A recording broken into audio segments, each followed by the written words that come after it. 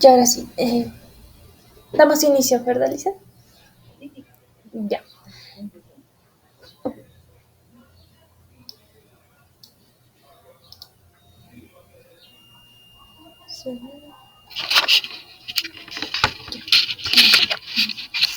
Toma la cámara.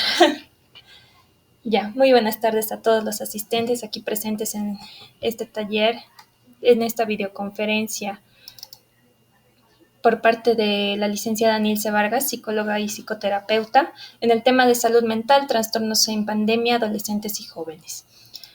La licenciada Nilce Jimena Vargas Pérez es psicóloga clínica, psicoterapeuta familiar, sistémica, especialista en adolescentes y jóvenes, así también es docente universitaria en pre y posgrado. Dicen, por favor, les cedo la palabra. ¿No se está grabando esto? Sí, lo estoy grabando, no se preocupen. Buenas tardes, mucho gusto. Gracias el Instituto de Investigaciones, creo que es de la carrera de medicina. Bueno, yo estoy con medicina desde el semestre anterior, dando materias. Soy docente también en la carrera de psicología, bueno, desde hace 7 años en la Unitrans y hace 25 años en varias universidades. Muy bien, como decía Alison, soy psicóloga clínica, soy psicoterapeuta familiar sistémica, que es una de las líneas de formación en el campo de la psicología para quienes no conocen.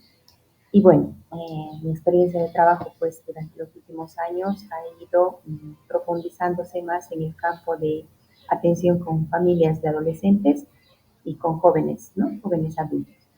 Muy bien, entonces no sé si puedo compartir para empezar con la ponencia, ¿listo? Sí, Tengo, ¿no?, está la opción de habilitado. compartir. Ok, muy bien, voy a poner entonces esta. No tengo la presentación con audio, así que no necesito, a ver, compartir. Espero que no me salgan dobles ventanas. A veces en el meta aparece un montón. Ahí está. No sé si me está saliendo, no sé si la ven, la pantalla. Está compartiendo, pero las diapositivas no se ven.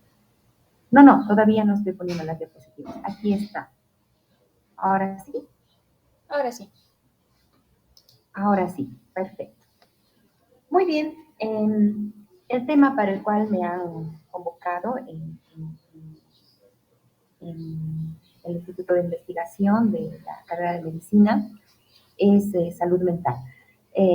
Porque tengo justamente a cargo la materia de salud mental, que está en 6º semestre en medicina, y bueno, porque salud mental dentro de todo es un campo de trabajo en el que nosotros nos podemos en el área de psicología, ¿no? Sin embargo, entendemos que la salud mental hoy en día, a partir de la Organización Mundial de la Salud, se ha convertido en un puntal de trabajo que debería ir acompañado con lo que es la salud física, es decir, que las instituciones hospitalarias, las comunidades, las políticas de salud, en realidad, deberían a nivel mundial, pues, acompañar ambas, ¿no? Entonces, como dice el logo de la OMS, sin salud mental no hay salud. Entonces, priorizando el valor que se le da a la salud mental. Vamos a centralizar este tema de salud mental en todo lo que implica los trastornos en pandemia y en la población que está en la que yo trabajo, que son adolescentes y jóvenes. ¿Por qué los trastornos en pandemia?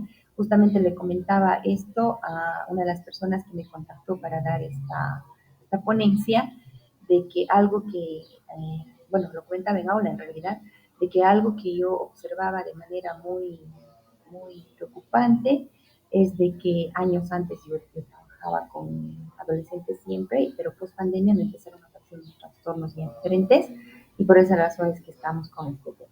Muy bien, voy a poner entonces aquí la presentación. Ahí está.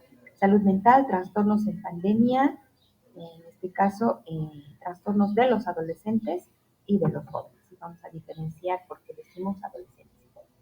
Los contenidos de esta presentación van a ser la salud mental, concepto básico que necesitamos saber psicólogos, médicos, estudiantes, en realidad todas las personas.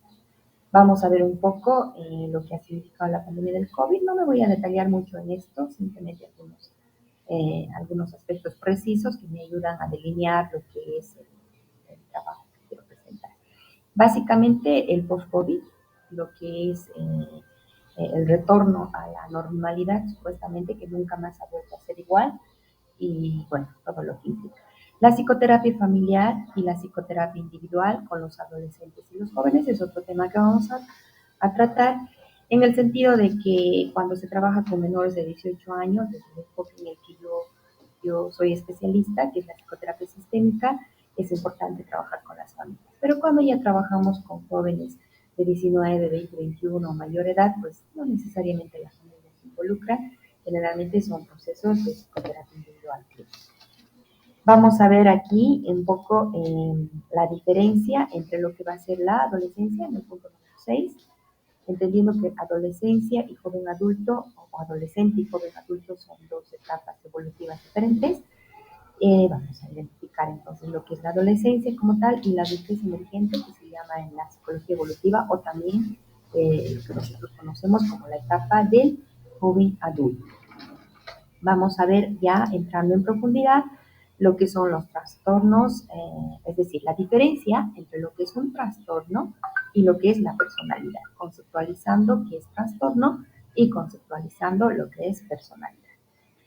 Dentro de lo que es el trastorno y la personalidad, necesitamos identificar la diferencia entre lo que ocurre en la adolescencia y en la etapa de joven adulto. Y lo que yo he ido viendo justamente al retorno de pospandemia, que son dos trastornos que están en el DSM-5, en el Manual Estadístico de Enfermedades Mentales que utilizamos los especialistas en salud mental, que es el trastorno del espectro esquizofrénico. Y dentro de este trastorno del espectro esquizofrénico me voy a centrar en el trastorno evitativo, o la personalidad que se llama también evitadora. Si ustedes se fijan, estoy utilizando el concepto de trastorno evitativo cuando es para adolescentes y personalidad evitadora cuando ya hablamos de la personalidad de joven adulto. El trastorno esquizoide o la personalidad esquizoide, el trastorno esquizotípico o la personalidad esquizotípica, que también los psicólogos le llamamos la personalidad borderline. Y dentro de los trastornos del neurodesarrollo, un poco esto que está surgiendo también con mucho en cantidad grande, que es el trastorno del espectro autista, que nosotros lo abreviamos como TEA o trastorno de Asperger. Muy bien, estos son los contenidos entonces. Y a partir de esos contenidos voy a presentar dos estudios de caso. Voy a ilustrar dos estudios de caso, uno de trastorno esquizoide para el caso de una adolescente y un caso de personalidad esquizoide para el caso de un joven adulto, que son las poblaciones con las que yo trabajo. Muy bien, vamos a recordar, y no vamos a hacerlo en detalle, pero sí lo más importante en el punto número 1, que es la salud mental. En virtud de que este es el tema que nos está convocando. Como dice este guipcito, la salud mental es salud. En realidad ese es el eslogan, podríamos decir, de la Organización Mundial de la Salud, ¿no? O no hay salud sin salud mental. Cuando hablamos de la salud mental, entonces es importante identificar que el DSM, pues en el DSM, o sea, la terminología que se utiliza en el DSM y la Organización Mundial de la Salud misma, la salud va a incluir nuestro bienestar emocional, básicamente, en la primera etapa. Nuestro bienestar psicológico, nuestro bienestar social. Va a afectar la forma en la que nosotros pensamos, la forma en la que nosotros sentimos y la forma en la que actuamos cuando enfrentamos la vida, ¿no? Va a ayudarnos también la salud mental o el tener una adecuada salud mental a determinar cómo manejamos el estrés. Todos vivimos hoy en día situaciones de estrés y cómo nos relacionamos con los demás y además cómo tomamos decisiones, ¿no? Entonces la Organización Mundial en realidad va a decir de que no implica la ausencia de enfermedad. ¿Qué quiere decir eso? Que antes tradicionalmente una persona que presentaba un trastorno, digamos, gastrointestinal, pulmonar, un problema de salud orgánico físico, podía ser considerada una persona enferma como tal, o alguien que tuviera, digamos, ansiedad o algún tipo de trastorno ya de corte clínico, digamos, en estructura de personalidad, ya se consideraba enferma mental, ¿no? Entonces, en este sentido, la Organización Mundial de la Salud dice que podemos tener algún tipo de enfermedad y no por ello esto va a afectar nuestra salud mental. Es decir, si digamos yo tengo una enfermedad crónica o una enfermedad como, no sé, hasta cáncer, que es lo más grave al que todos le tememos, no significa de que porque tenga cáncer yo no sepa enfrentarla con una actitud saludable. Y eso es lo que precisamente nos dice la Organización Mundial de la Salud. Entonces, la salud mental no implica en ese sentido ausencia de enfermedad. Es decir, que puedo estar enferma, pero seguir estando bien emocionalmente. Entonces, en ese sentido, pues es importante entender este concepto porque nos permite identificar estos aspectos. Muy bien, vamos a ver entonces el segundo puntito, que es la pandemia del COVID-19. Aquí tengo un link que lo voy a, por favor, espérame un ratito, lo voy a copiar porque no me permite compartir desde el mismo recurso. Entonces estoy abriendo en este momento Google. Ay, ¿qué ha pasado aquí? Desastre. A ver, ahí está. Le voy a entrar a Google. Comparto el link. Es un link a un recurso que utilizamos en la universidad. Ustedes saben, en la universidad somos capísimos en manejar estrategias pedagógicas interactivas. Hemos tenido que aprender en tiempo de pandemia. Pues bueno, en este tema que implica la pandemia del COVID-19, nosotros tenemos que identificar que, bueno, en diciembre del 2019, antes que ingrese a esta presentación, recordar de que ya en diciembre del 2019 fue la primera vez, ¿no? Que escuchábamos nosotros en Bolivia sobre los primeros casos de esta infección respiratoria, ¿no? Que se decía que era por un tipo de estirpe de una enfermedad llamada coronavirus, que para nosotros era como, está en ahí, listo, ¿no? Y bueno, había nacido, o el centro epidemiológico en el que había surgido, había sido el mercado público de Huanan, en Wuhan, que está ubicado en China, ¿verdad?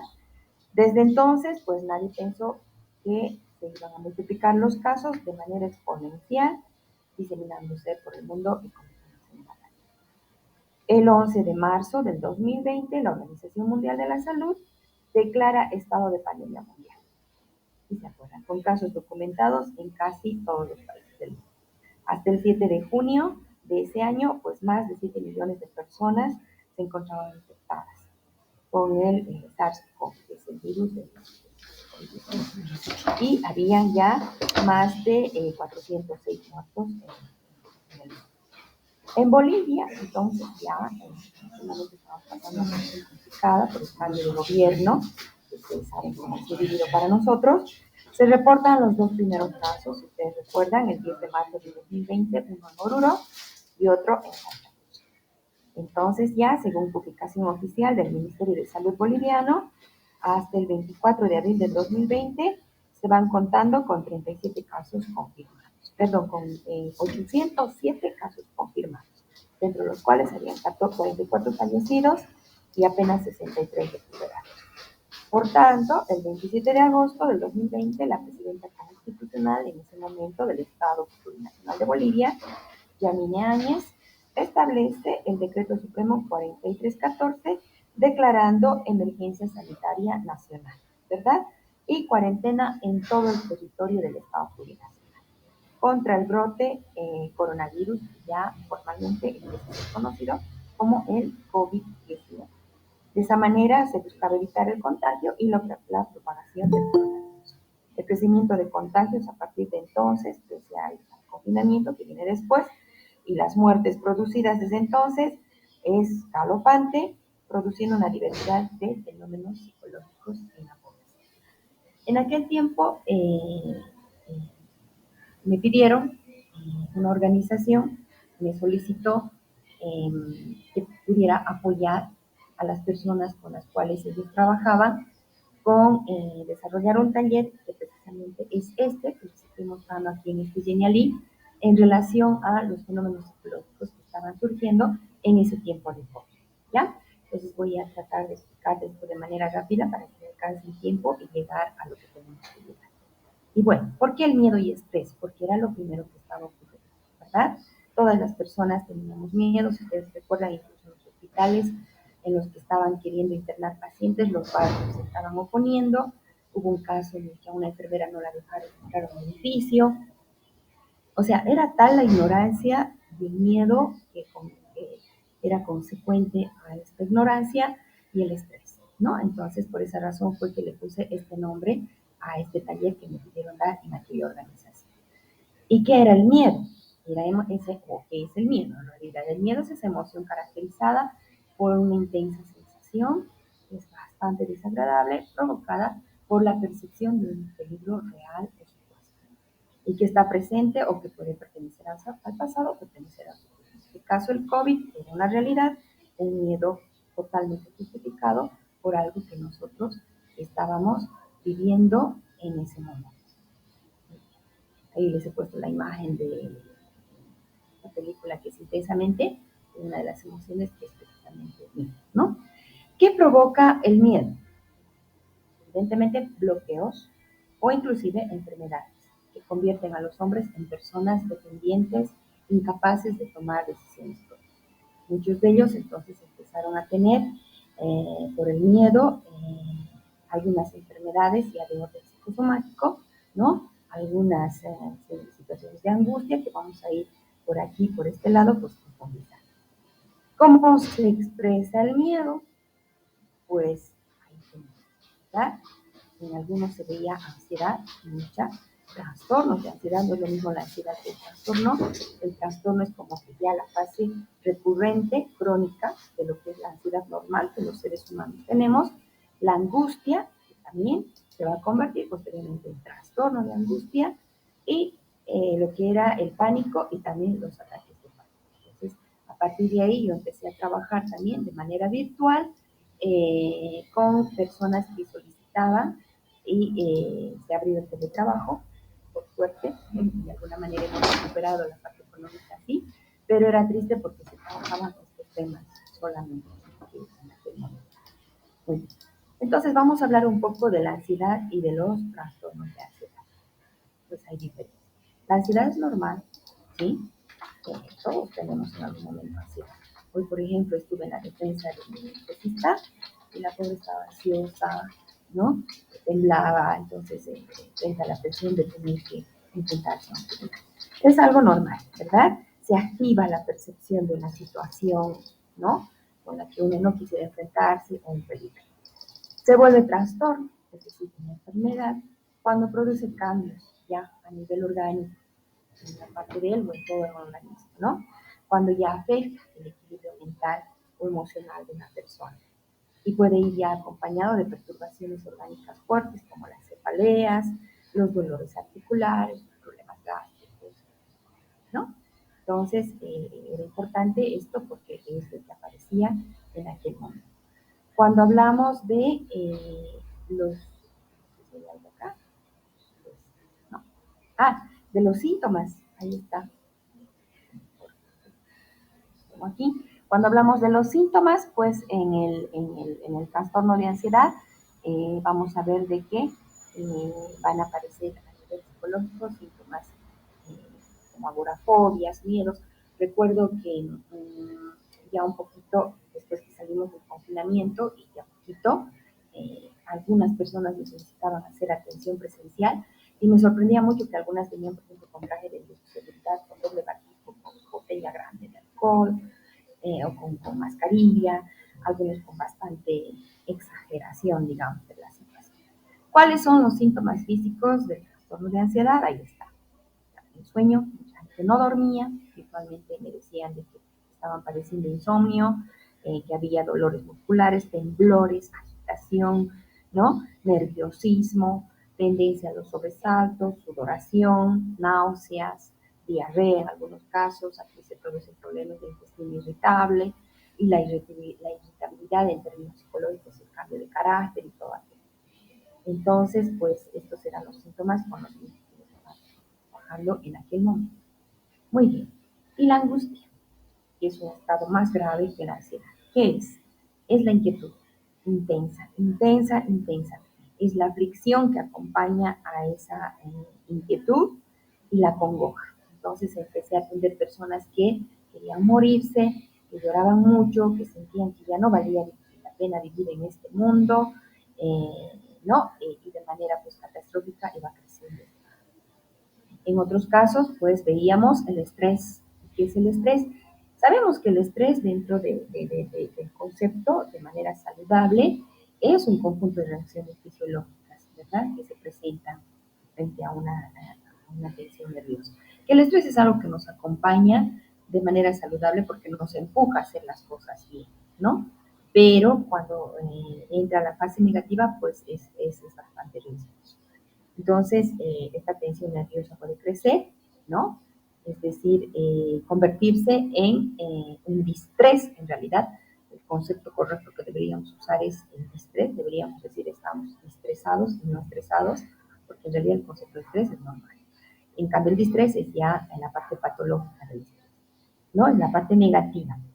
Cuando sentimos que ya todo nos invade, la ansiedad, las enfermedades, las preocupaciones, etcétera, etcétera, y ya no podemos hacerle frente a determinadas situaciones. Nos sentimos tan desbordados y entonces pues va a ser a nivel orgánico, se va a producir un elevado, se va a producir una elevación del cortisol que nos va a bloquear y va a comenzar todo un fenómeno de somatizaciones, ¿no? Que van a perjudicar realmente nuestra salud, inclusive pudiendo llegar a ser graves. Mucha gente pues ha llegado a un nivel han muerto muchas personas en realidad por esta situación. Muy bien, vuelvo entonces aquí a compartir. Entonces quería explicar un poquito esto en torno a lo que fue ese tiempo del COVID-19. Ahora bien, entramos al tercer punto, que es el post-COVID. Una vez que ya la cuarentena se levanta, no sé por qué se dice post-COVID en realidad, porque seguimos viviendo con el COVID. En realidad debería ser post-confinamiento, ¿verdad? Porque el COVID sigue y aunque hemos recibido una serie de vacunas, seguimos enfermando, evidentemente tal vez no tan grave, aunque depende de la edad. Yo acabo de pasar por mi experiencia de enfermar con el COVID y nada más por primera vez, ¿no? Entonces, bueno, se maneja el concepto de post-COVID, pero en realidad creo que deberíamos decir post-confinamiento o lo que viene después de las primeras experiencias con el COVID, porque vamos a vivir con esto para siempre. Bueno, el post-COVID va a traer, evidentemente, una serie de situaciones eh, eh, con las cuales vamos a tener que lidiar. Hay un estudio que se ha realizado en la Universidad Emilio Galvizán de Perú que ha mostrado resultados sobre las secuelas psicológicas del COVID, ¿no? O sea, en el post-COVID. Es decir, una vez que salimos de los confinamientos y empezamos a retomar la vida normal, entre comillas, ¿verdad? Empiezan recién a aparecer en las consultas privadas, en las experiencias de trabajo, fenómenos psicológicos que tal vez en el periodo del COVID no se notaban. En el COVID tal vez lo que estaba apareciendo era eso que les acabo de mostrar, ansiedad, angustia, etcétera, pero no percibíamos tanto de que habían otras secuelas psicológicas de mayor gravedad que recién ahora están surgiendo fuertemente en el campo de la vida en el que nos estamos desenvolviendo, ¿verdad? Bueno, estas secuelas psicológicas pues empiezan a aparecer. Bueno, el estudio de Perú, está realizado con estudiantes universitarios y va a demostrar que un 68% quedó con secuelas psicológicas expresadas en sentimientos ya de inseguridad, no saber si asistir o no a las aulas. El retorno a las clases estaba impregnado de ataques de angustia, de ansiedad. Algunos incluso empezaron a presentar ideas suicidas frente a la idea de un futuro poco promisorio, un futuro incierto, ¿verdad? Y en muchos casos se veía todavía esa ansiedad, depresión, en muchos casos, y todavía vigente el miedo al contagio. Eso es lo que nos refleja ese estudio. Desde mi experiencia clínica, yo fui observando voy a tomar un poquito de agüita. Perdón. Desde mi experiencia clínica, yo fui observando el comportamiento de los jóvenes porque ya empecé a atender ya de manera presencial. Ya no estaba trabajando virtualmente con jóvenes, sí, con personas mayores que todavía no estaban, pero en el campo de los jóvenes, y veía que tras la pandemia empezaba a surgir una desesperación, ¿no? De todos los jóvenes, vamos a pensar mayores de 21 años, por retomar las actividades sociales, fiestas, salidas, reuniones. Y se iba perdiendo un poco el cuidado de la salud. Todos estaban como que amparados en la idea de que estar vacunados y de que eran jóvenes y que se decía que esto afectaba más a las personas mayores o con enfermedades de base. Bueno, pues ellos, muchas veces ustedes, vamos a decir, piensan que a veces son inmortales y pues, bueno, si contagiaran, pues la idea era salir más, querer salir más, ¿no? En ese sentido, se ve una diferencia entre lo que fue el retorno de los, o la desesperación de los jóvenes ya de salir, todo aquello, y también pasaban los adolescentes de secundaria. Sin embargo, los adolescentes de secundaria no podían porque la familia les prohibía totalmente. Es decir, se imponía tanto la regla familiar de no van a salir todavía hasta que esto no esté bien, y entonces los encuentros eran esperados con una desesperación, y esto fue generando pues secuencias silenciosas de la presión, ¿sí? Y que hoy en día se están mostrando recién, ya abiertamente, con la presencialidad en los colegios y también en las universidades, ¿no? Hoy en día los consultorios estamos siendo invadidos por nuestros pacientes en psicología. Si bien se ha normalizado el trabajo en psicología, ha sido un beneficio para nosotros porque antes nadie quería ir al consultorio psicológico porque todos decían, estás loco, no sé qué. Se ha vuelto algo normal y ahora todo el mundo quiera pasar por un consultorio psicológico para recibir apoyo y orientación, y en algunos casos por consultorios de psiquiatría pues para recibir medicación. De estos, de lo que vamos a hacer, entonces, bastante énfasis en el siguiente punto. Muy bien. Listo. Acá tengo que hablar, ¿sí? Disculpe, no está compartiendo pantalla. No, pero era que me diga con anticipación. O sea, a ver, aquí. A ver, a ver, aquí.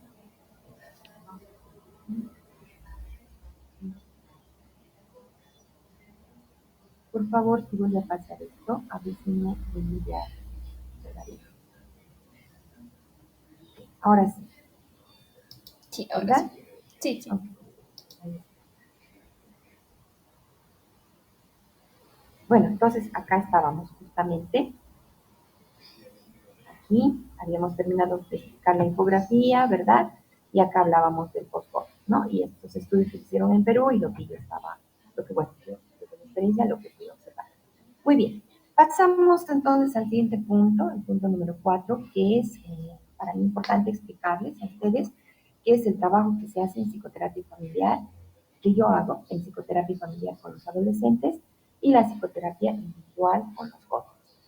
Es importante aquí explicarles a quienes no conocen que cuando nosotros estudiamos psicología y culminamos la carrera con una licenciatura, simplemente quedamos avalados como psicólogos generales, tal vez igual en el campo de la medicina.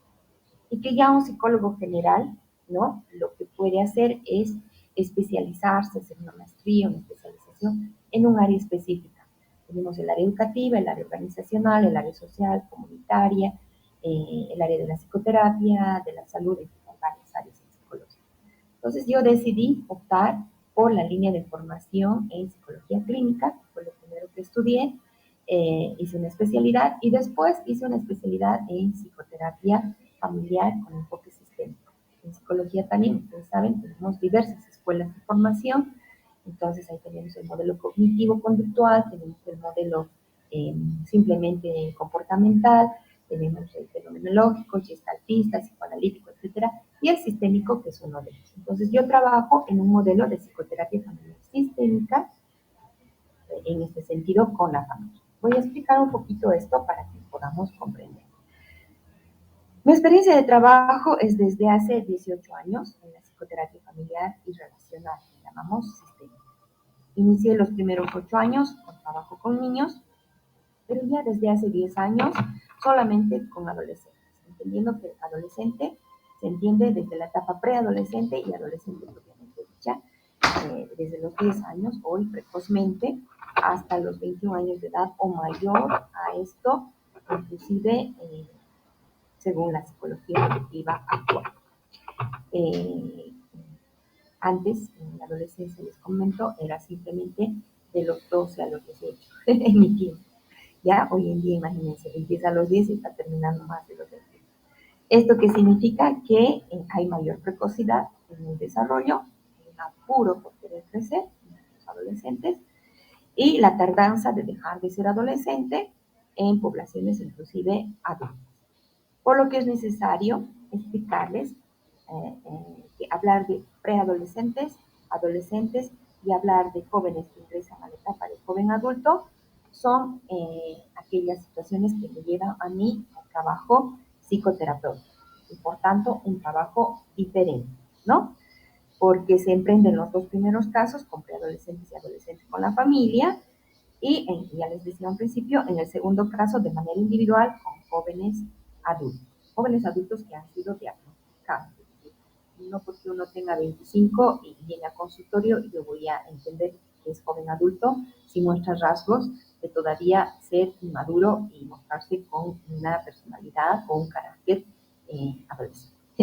¿Ya? Muy bien. Entonces vamos a hablar de la familia en este sentido, desde el enfoque sistémico, considerar como un sistema. ¿Por qué?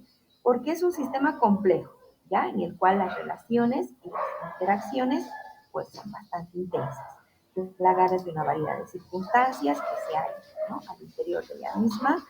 Y en esta familia además hay sus propios subsistemas que la componen. La familia es entendida como un microsistema, pero al interior de este microsistema aún hay subsistemas. Tenemos el sistema individual, entonces tengo mi familia, digamos mis padres, mis abuelos, mis hermanos, pero yo de manera individual soy un sistema, conformo un sistema individual, un subsistema.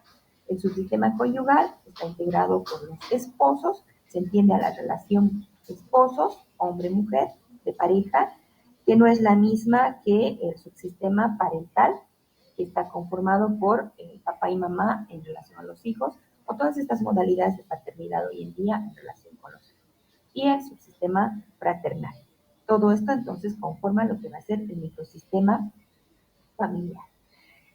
Ahora, este microsistema familiar a su vez integra una comunidad social, es decir, formamos parte de una sociedad, somos bolivianos y en Bolivia pues somos cochabambinos, somos orubeños, somos de Santa Cruz, entonces eso es nuestro entorno social, ¿verdad? Y este entorno social está compuesto por una cultura. En ese sentido, hablamos de un macrosistema, estamos además insertos en un macrosistema como familia. Pero además, de manera más compleja, integramos un contexto ambiental, un mundo digital y una realidad global por la que estamos atravesados hoy en día a través del Internet. Y a este le llamamos el ecosistema. Entonces, ¿por qué abarco todo esto? Porque justamente cuando hablamos de la pandemia del COVID, todos los trastornos que surgen a partir de esto, es porque estamos entendiendo de que ha sido afectada la familia, ha sido afectado todos estos sistemas, ¿verdad? Por todo lo que está ocurriendo a nivel ambiental, porque lamentablemente el hombre no estamos cuidando nuestro planeta como se debe. ¿Ya? Entonces, la pandemia del COVID impacta las bases más sensibles de la familia. Creo que nunca antes algo había afectado de tal manera a la familia, produciendo una diversidad de situaciones que se debían enfrentar en ese momento de manera urgente, principalmente la supervivencia, o sea, el cuidar la vida y el cuidar la salud. Pero además la situación económica, mucha gente quedó sin trabajo, surgieron nuevas modalidades de trabajo, ¿verdad? Y las nuevas formas de vinculación familiar también y social en ese tiempo de pandemia y bueno, al retorno hoy en día en la pospandemia. Y lo que les decía es silenciosamente estos fenómenos psicológicos que se van sumando cada día. En nuestro caso, desde el retorno a la consulta que les decía, he ido viendo el surgimiento ya no solamente de aquellos fenómenos que había planteado hace rato, en forma de angustia, estrés, ansiedad, sino trastornos específicamente que antes no existían en alta cantidad, sobre todo en mi población de adolescentes y jóvenes adultos, ¿ya? Por si acaso, lo que existía antes eran más cutting, bullying, algunos trastornos relacionados con eh, eh, rasgos obsesivos compulsivos, en fin. Pero todo esto de los que les voy a hablar ahora, pues no estaba pasando en aquel momento. Muy bien. Entonces, a esto nos vamos a abocar una vez que expliquemos el punto 5, que hace referencia a la adolescencia. Divertido, que un poco nos muestra cómo son los adolescentes, cómo hemos sido todos cuando hemos sido adolescentes. Muy bien. Vamos a tomar la adolescencia desde la definición de la psicología evolutiva a través de esta autora o psicóloga evolutiva que se llama Diane Papalia, que la utilizo en mi materia. Yo tengo una materia en psicología que se llama Psicología Evolutiva 1. Y bueno, Diane Papalia, pues, yo la utilizamos en realidad en la materia porque es una de las que mejor sistematiza todas las modalidades de desarrollo y cada 4 o 5 años actualiza sus versiones en el libro que se llama Desarrollo Humano, y a partir de ahí pues siempre está innovando y está realizando investigaciones y mostrando nuevas cosas que ocurren en el campo del desarrollo de la adolescencia. Entonces, Papalia va a definir a la adolescencia como una transición del desarrollo que va a implicar cambios físicos, cambios cognitivos, cambios emocionales y cambios sociales, y que van a adoptar distintas formas en diferentes escenarios sociales, ¿no? Culturales y económicos. Esa es la definición que nos va a dar Diane Papalia. Entonces, un cambio físico importante que aparece es la pubertad, que hoy en día ya no la quieren llamar pubertad, la llaman preadolescencia. El proceso que lleva a la madurez sexual y fertilidad es eso lo que caracteriza a la pubertad. Es decir, en la pubertad lo que surgen básicamente son características sexuales secundarias, es decir, la madurez sexual se va estableciendo y la posibilidad de la fertilidad, ¿no? Entonces ya en la pubertad inicia la capacidad para la reproducción. Hasta hace un tiempo, no sé, pues bastantes años, 10 años pongamos, estos cambios puberales variaban en algunas culturas, ¿ya? Es decir, en algunas ciudades, por ejemplo, en ciudades donde hay más calor o en algunos países, se sabía que la pubertad empezaba a los 10 años, algo que no se escuchaba mucho en este país.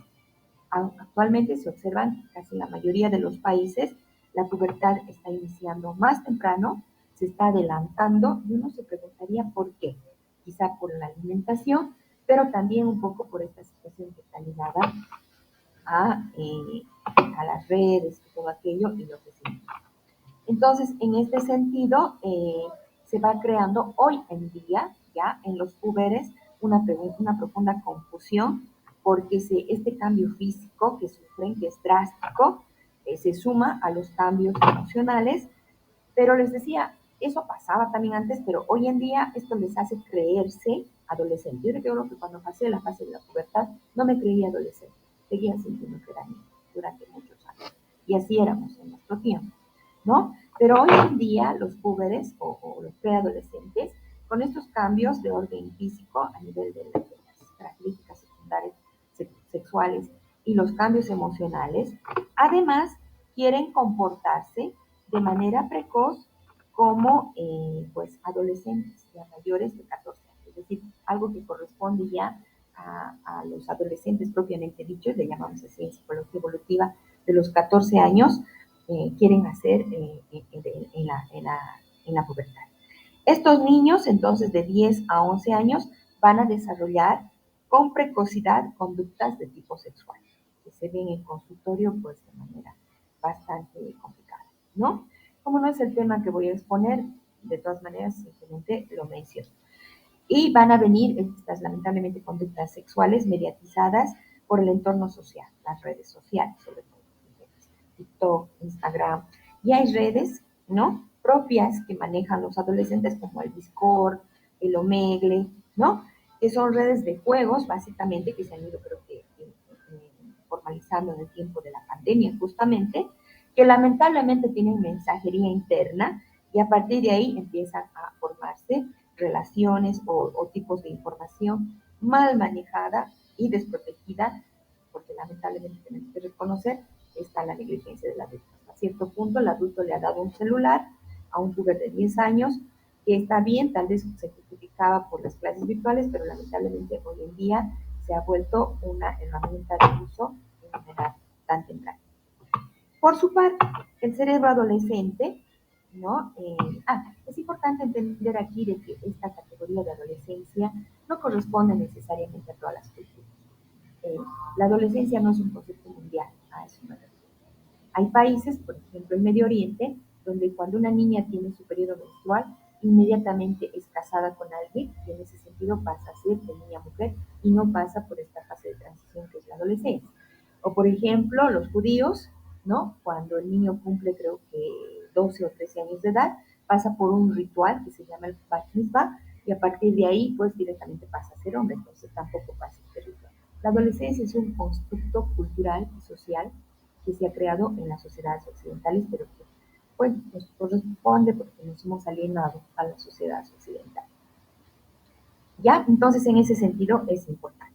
Muy bien. El cerebro adolescente, también vamos a hablar de este concepto importante, es algo que hasta hace unos 12 años atrás, en mi trabajo clínico o en la experiencia de formación de neuropsicólogos, se pensaba que ya estaba desarrollado en la adolescencia, ¿ya? Y entonces el adolescente era una persona maltratada, ¿no? Porque se pensaba que era inmadura, etc. Hoy en día, los estudios en neurología y neuropsicología han demostrado que el cerebro todavía está en progreso, es inmaduro, ¿ya? Y entonces va a ser entre la pubertad y la adultez temprana, es decir, hasta la etapa del joven adulto, eh, en el que se van a ir desarrollando de manera diferente. Más o menos hasta los 21 años de edad o 18 años de edad, según, ¿no?, esos criterios de lo que es la adolescencia y la fase del joven adulto, se considera que el joven actúa simplemente de manera emocional, instintiva, manejado por la amígdala. Ya más adelante, la neurología va a descubrir que lo último que forman es los lóbulos frontales, y a partir de ahí, pues por el proceso de mielinización que todavía está incompleto, entonces recién el joven va a desarrollar esa combinación de emociones, juicio, organización de la conducta y el autocontrol. Entonces, ¿por qué es importante definirlo? Porque no se puede juzgar simplemente al adolescente como alguien inmaduro, como se hacía antes, entendiendo de que cognitivamente todavía estas funciones de juicio, de organización de la conducta, de manejo de emociones, autocontrol, se van a terminar de formalizar hasta los 18 o los 21. Esto nos decía justamente Daniel Goleman, ya en su libro Inteligencia Emocional, ¿no? Entonces, que en la pubertad es donde va a aparecer esto. Muy bien. Entonces, si observamos esto, vamos a ver qué son las características sexuales secundarias, las que se apresuran entonces en aparecer, y si a ello se suma la influencia digital de las redes que usan los púberes y los adolescentes, con un cerebro todavía no formado, imagínense que todavía no está racional, no está estable, entonces esto puede generar bastante complicación que lamentablemente se está viendo hoy en día. Al no estar formado el cerebro, entonces no podemos hablar en la adolescencia de que hay una personalidad. Si alguna vez ustedes escuchan y dicen, tiene una personalidad de tal tipo, de una niña de 14, de un adolescente de 15, pues está mal, porque la personalidad solamente se va a terminar de formar cuando se va a empezar en realidad a delinear y a definir cuando se hayan formado esa combinación entre lo que es las emociones, las características secundarias y los lóbulos frontales que permiten el desarrollo del control de impulsos, el juicio y todo lo que es. Entonces, cuando hablamos de adolescencia, estamos hablando en realidad de identidad. identidad adolescente, no personalidad adolescente.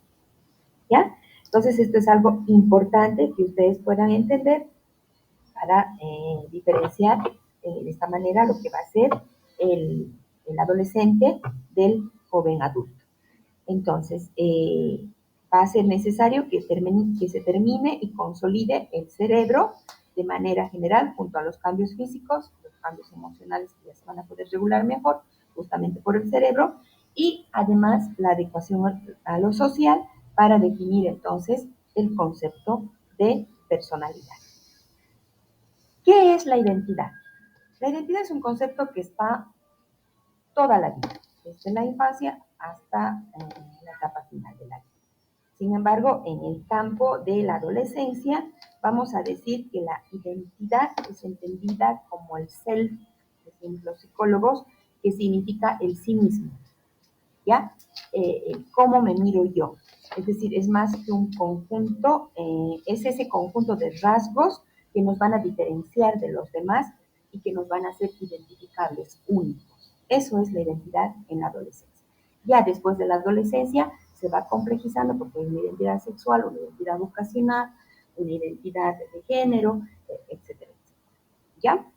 Finalmente, entonces, vamos a ver, hablando de adolescencia, de que otro aspecto que también va desarrollando en la adolescencia es la moralidad, que debido a la inmadurez del cerebro justamente, eh, todavía no está consolidada, ¿verdad?, esa moralidad. Es decir, Lawrence Kohlberg, que es el que hace una teoría bastante detallada del desarrollo moral, la va a definir a la moralidad en la etapa adolescente como una moralidad que está llevada a cabo de manera forzada. O sea, es una moralidad que es impuesta por las normas y por los roles convencionales. Entonces, la moralidad en el adolescente va a ser por obligación, ¿ya?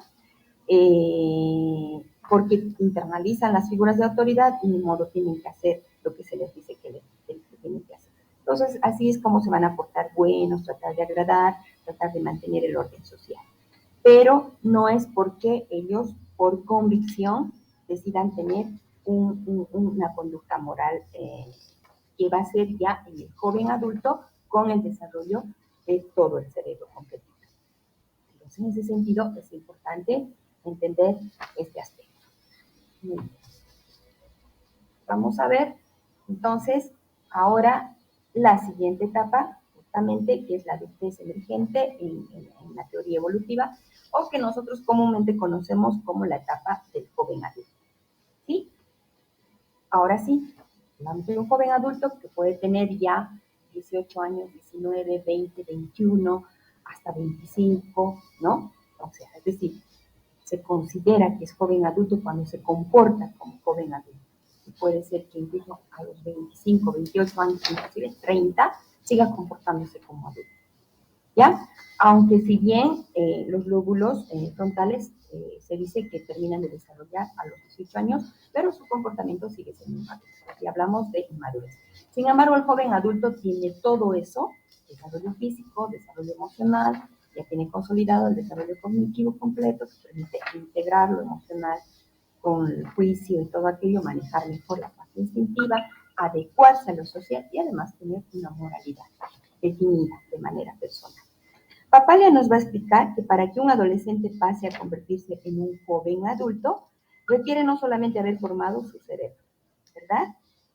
Que es ahora juicioso, regular bien sus emociones. La madurez psicológica es lo más importante y va a depender ahora de los logros que el joven, a partir de los 21 años o 25, va a obtener ya en términos de descubrir su propia identidad, ya independizarse de los padres y va a desarrollar un sistema de valores autónomo y va a saber establecer su mundo relacional también de manera autónoma. Va a desarrollar entonces, va a dar lugar entonces a lo que va a ser el inicio de la adultez. Es decir, son indicadores internos más que indicadores externos, que surgen como el sentido de autonomía, el autocontrol, la responsabilidad personal. Es más que un simple estado mental. Los jóvenes adultos son capaces ya de aceptar sus responsabilidades propias, tomar sus decisiones de manera independiente y obtener inclusive en algunos casos autonomía financiera. Se espera que un joven de 25 a más, que ya ha sacado su carrera, pues deje su casa y se emancipe, ¿no? Y aprenda a mantenerse y a sostenerse. Cosa que no siempre vemos, sobre todo en nuestras sociedades que son tan paternales. Entonces, decía que este aspecto importante que va a culminar el desarrollo y que lo va a convertir en joven adulto es la inteligencia emocional. Ya tiene todo desarrollado y Salovey y Mayer van a asociar la inteligencia emocional con las habilidades del joven, además de percibir, de usar, de entender, de manejar o regular sus propias emociones y también saber cómo gestionar las emociones que están en los demás. De modo que se permitan ellos mismos ya alcanzar metas y saber adecuarse al medio social. El joven adulto ahora puede desarrollar relaciones adultas con sus padres, ya no es infantil, ¿verdad? Define su identidad sexual, define su identidad de género, define su identidad social, racial, etc. Y entonces se va adecuando a los eventos naturales y fortuitos de la vida. Bien, la pregunta entonces es que lo que está fallando en nuestra sociedad es que estos jóvenes permanecen en estado adolescente. Hay estudios que están hablando de la adolescentización de la sociedad actual. Hoy en día incluso hasta las personas de 40, 50 se comportan como adolescentes, ¿verdad? Hasta edades tardías. Entonces, en ese sentido, hablamos de esa precocidad, por una parte, en los pubertos, y el retardo en querer convertirse en una persona madura, adulta, como tal como corresponde. Y entonces esa incapacidad o esa disposición de no tratar de adecuarse es lo que está ocurriendo hoy. Muy bien, entonces vamos a ver el siguiente punto ahora, una vez que hemos explicado estos aspectos, ya entrando a lo que es lo que realmente importa en esta exposición, que son los trastornos de trastornos familiares. Para esto necesitamos diferenciar lo que es un trastorno de lo que es la personalidad. El trastorno está desde la infancia hasta la muerte.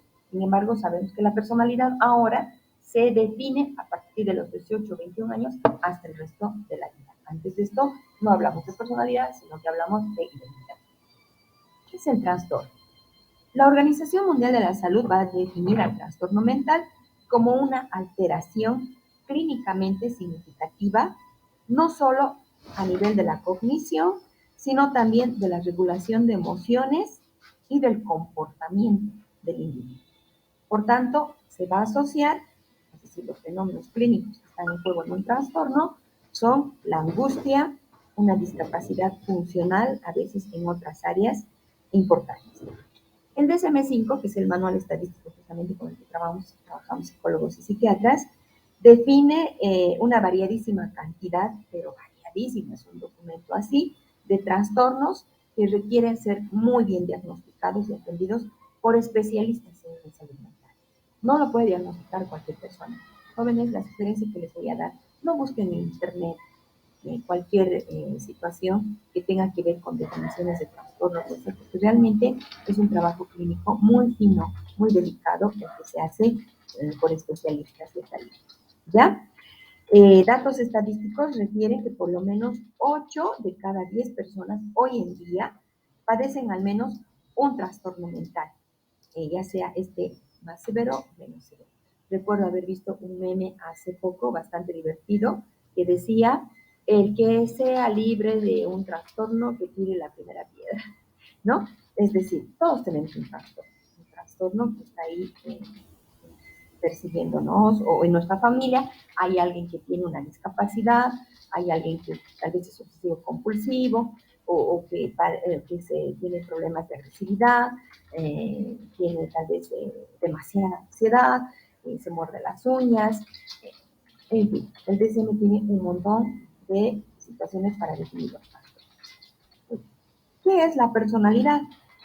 Pues también el DSM-5 nos va a mostrar una cantidad de definiciones, es decir, de personalidad hay un montón de tratados, miles y miles, pero nosotros vamos a utilizar en este caso, más que el DSM-5, vamos a ajustar mejor un concepto de definición que nos va a dar un psicólogo que se llama Alberto Mateo Alonso, que tiene un carácter más completito en definirse, un carácter más ecléctico inclusive, y nos va a decir que la personalidad es la síntesis integrativa, dinámica y evolutiva de los factores biológicos, tanto los orgánicos como los sexuales, de los factores psicológicos, en los cuales están los cognitivos y los emocionales, y de los factores sociales. Es decir, la personalidad integra factores biológicos, factores psicológicos y factores sociales. Entonces, en ese sentido, pues la cantidad de tipos de personalidad va a ser menor. O sea, no se puede comparar el número de trastornos en relación al tipo de personalidad. Tipos de personalidad solamente vamos a tener 5 o 6. En cambio, trastornos, pues vamos a tener montones. ¿Ya? Entonces, y lo vamos a ver en el DSM-5, que va a organizar en grupos los tipos de personalidad del grupo A, los tipos de personalidad del grupo B, los tipos de personalidad del grupo C, los tipos de personalidad del grupo D. Entonces, organiza de esta manera el DSM-5. Para los que se están formando en el área psicoanalítica, la personalidad simplemente se define en 3: personalidad psicopática, personalidad neurótica y personalidad psicótica. Y a partir de ahí se desfasa o se desglosa en todo lo que son los trastornos. Ya es importante para que ustedes puedan dimensionar esto. Muy bien. Entonces, ya la personalidad va a mostrar de manera muy específica cada tipo de personalidad, rasgos muy propios que también se trabajan de manera muy fina cuando se diagnostica en la consulta privada o por especialistas en estas áreas de la salud mental. Ahora, dentro de la personalidad ya puede arrastrarse un trastorno o puede aparecer uno nuevo.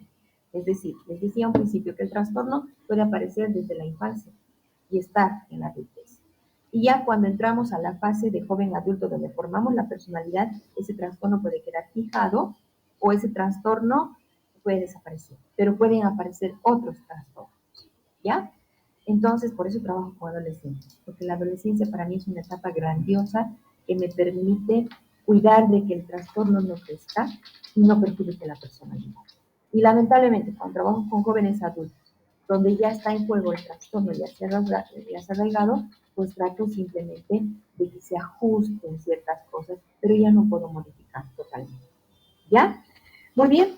Entonces, vamos a ver de que en el entorno de trabajo en el que yo me voy a desenvolver, voy a ir, como les decía, observando conductas precoces en los preadolescentes a nivel de la sexualidad, otras conductas disruptivas en los preadolescentes y en los adolescentes, ¿no? Pero aquí entramos un poco a lo que era antes, ¿no? Antes les había estado mencionando, en la prepandemia, vamos a decir, yo atendía más conductas disruptivas como el cutting, ¿no? O la ansiedad, o algunos rasgos obsesivo-compulsivos, fobias, en fin. En cambio ahora, en la pandemia, pues aparecen estos otros fenómenos, y si bien en la pospandemia sigo atendiendo este tipo de trastornos, digamos, han aparecido estos otros que son mucho más peligrosos, pero realmente peligrosos, riesgosos, tristes, ¿no? Y que están creciendo bastante, de los que voy a, pues, a hablar en sí. Para quienes trabajamos en el campo clínico, aspiramos realmente a contar con rasgos de personalidad de orden más estable, como la neurosis, aunque muchos entienden que la neurosis, vulgarmente, la gente piensa que la neurosis es algo malo, pues no lo es una de las personalidades más estables a las que podemos aspirar, ¿no? Y entonces nosotros todavía en la clínica soñamos con tener ese tipo de problemitas más neuróticos, ¿no? O expresiones sintomáticas pues más llevaderas como la ansiedad, la angustia, etc. Lamentablemente, ¿no? Hoy en día, pues vamos a ver de que van a aparecer, ¿no? Otro tipo de trastorno. Y a eso es que ahora sí, por fin, vamos a ingresar. Muy bien. Les había dicho en la introducción, en la presentación, de que iba a hablar de los trastornos del espectro de la esquizofrenia. A la esquizofrenia se la conoce también como psicosis, es una enfermedad incapacitante, eh, terriblemente dolorosa para la familia, para quienes conviven con esto. Y bueno, pues dentro de este espectro, ¿qué quiere decir espectro? Que es como un grupo que va a integrar otros trastornos al interior, ¿ya? Es decir, es un cuerpo grande, la estructura psicótica, de personalidad psicótica, personalidad, va a integrar un grupo diverso de trastornos a los cuales el DSM-5 le va a llamar trastornos del espectro de la esquizofrenia. Y entonces, pues ahí es que nosotros vamos a identificar, este es el primero. Y esto es a lo que les decía. Esto es lo que me preocupa y lo que estoy viendo hoy en día más en mi trabajo con preadolescentes, adolescentes y en mi trabajo con jóvenes adultos. Entonces, si ustedes se fijan, acá he puesto dos cuadritos, trastorno evitativo o personalidad evitadora. Cuando hable de trastorno evitativo, vamos a pensar que me estoy refiriendo a los preadolescentes y adolescentes, y cuando hable de personalidad evitativa o evitadora, a que este trastorno ya se ha apropiado de la personalidad y entonces ha convertido a este joven adulto en un esquizofrénico o un posible con riesgo psicótico, ¿ya? O la personalidad evitadora. Muy bien. ¿En qué consiste? Vamos a ver, no sé si ustedes han visto esta película que es Carrie, justamente ella es una adolescente y representa a este tipo de trastorno del cual voy a hablar en este momento. Tal vez hemos observado, ¿verdad? En aula a ese compañero de curso, ¿no? Que parece tener un deseo de participar, pero no dice nada al momento de hacerlo, se muestra tímido en exceso, ¿verdad? Raras ocasiones pronuncia palabras, cuando lo hace muy bajito, ¿no? O tal vez hemos ido a una fiesta y entonces en esta fiesta llegamos, vamos a ver a este joven o a esta muchacha que llega muy temprano y se va muy tarde, pero se va casi, ¿no? Al final, porque quiere pasar la mayor parte del tiempo desapercibido, está arrinconado, ¿verdad? En algún lugar de la fiesta, esperando que alguien se le acerque para entablar conversación, pero no esperando con ansia, sino como para no sentirse tan raro. Y cuando alguien se le acerca, se siente más bien incómodo, ¿no? Si el otro intenta iniciar la conversación. Pues pareciera que estuvieran a la defensiva. ¿Qué motiva a estos adolescentes a parecer que están a la defensiva? ¿Por qué experimentan esa rigidez social? También se le llama fobia social, ¿ya? A simple vista se nota que parecen tener poca confianza en sí mismos, ¿ya? Pero sobre todo experimentan un gran temor de sufrir cualquier tipo de humillación. No se arriesgan a mostrarse tal como son ante otras personas, creen que son inferiores en su capacidad para compartir. Ese básicamente es el patrón del trastorno evitativo o de la personalidad evitadora. Son personas con uno o dos amigos, nada más, ¿sí? Van a elegir ellos sus amigos, no es que cualquiera va a poder escoger sus amigos, tienen que hacer ciertas pruebas para decidir quiénes van a ser sus amigos, los van a poner a prueba y sufren gran dolor, o sea, sufren por esa soledad y por esa reclusión, pero prefieren estar recluidos antes de vivir la humillación social. Entonces, por favor, tomen en cuenta esta diferencia, porque lo que vamos a ver después a veces tiende a confundirse, y en este caso lo que destaca es de que no se integran. ¿Por qué? Por miedo a la humillación, por miedo a ser juzgados. Entonces, creen que van a sufrir si la gente se da cuenta de que son incompetentes, porque hay una autoestima que está en juego, que es la incompetencia, el sentimiento de inadecuación social, tratan de pasar casi invisibles, exageran su percepción, ¿ya? Entonces aquí tenemos un cuadrito que justamente es el que estoy tratando de explicar en este momento. Estas personitas sienten grandes deseos de amar, grandes, o sea, no es que no sueñan con el amor, quieren intimar en una relación, quieren vivir experiencias gratificantes, pero se ven a sí mismos tan insignificantes, ¿no? y por eso se aíslan en ese mundo privado, ¿ya? A nivel interpersonal pueden ser educados, son corteses, son súper respetuosos, se muestran sensibles, pero siempre están ahí, vigilantes, a la defensiva, ¿ya? Se refugian en el arte, muchos en la literatura, ¿no? Es la muchachita que está ahí arrinconada leyendo y trata de no mirar a nadie, ¿no? Como siempre están en estado de alerta, pues están siempre atentos a las críticas, ¿no? Y se relacionan siempre con mucha cautela, ¿ya? Para compensar ese sentimiento de inadecuación, de baja autoestima, los evitativos pues van a tender a ser muy fantasiosos, se imaginan grandes amores, romances apasionados, ¿no? Pero temen llevar eso al plano de la relación porque tienen miedo ser heridos, ser desilusionados, que quieren quedarse con el amor platónico o en el plano de la ensoñación, lamentablemente, ¿sí?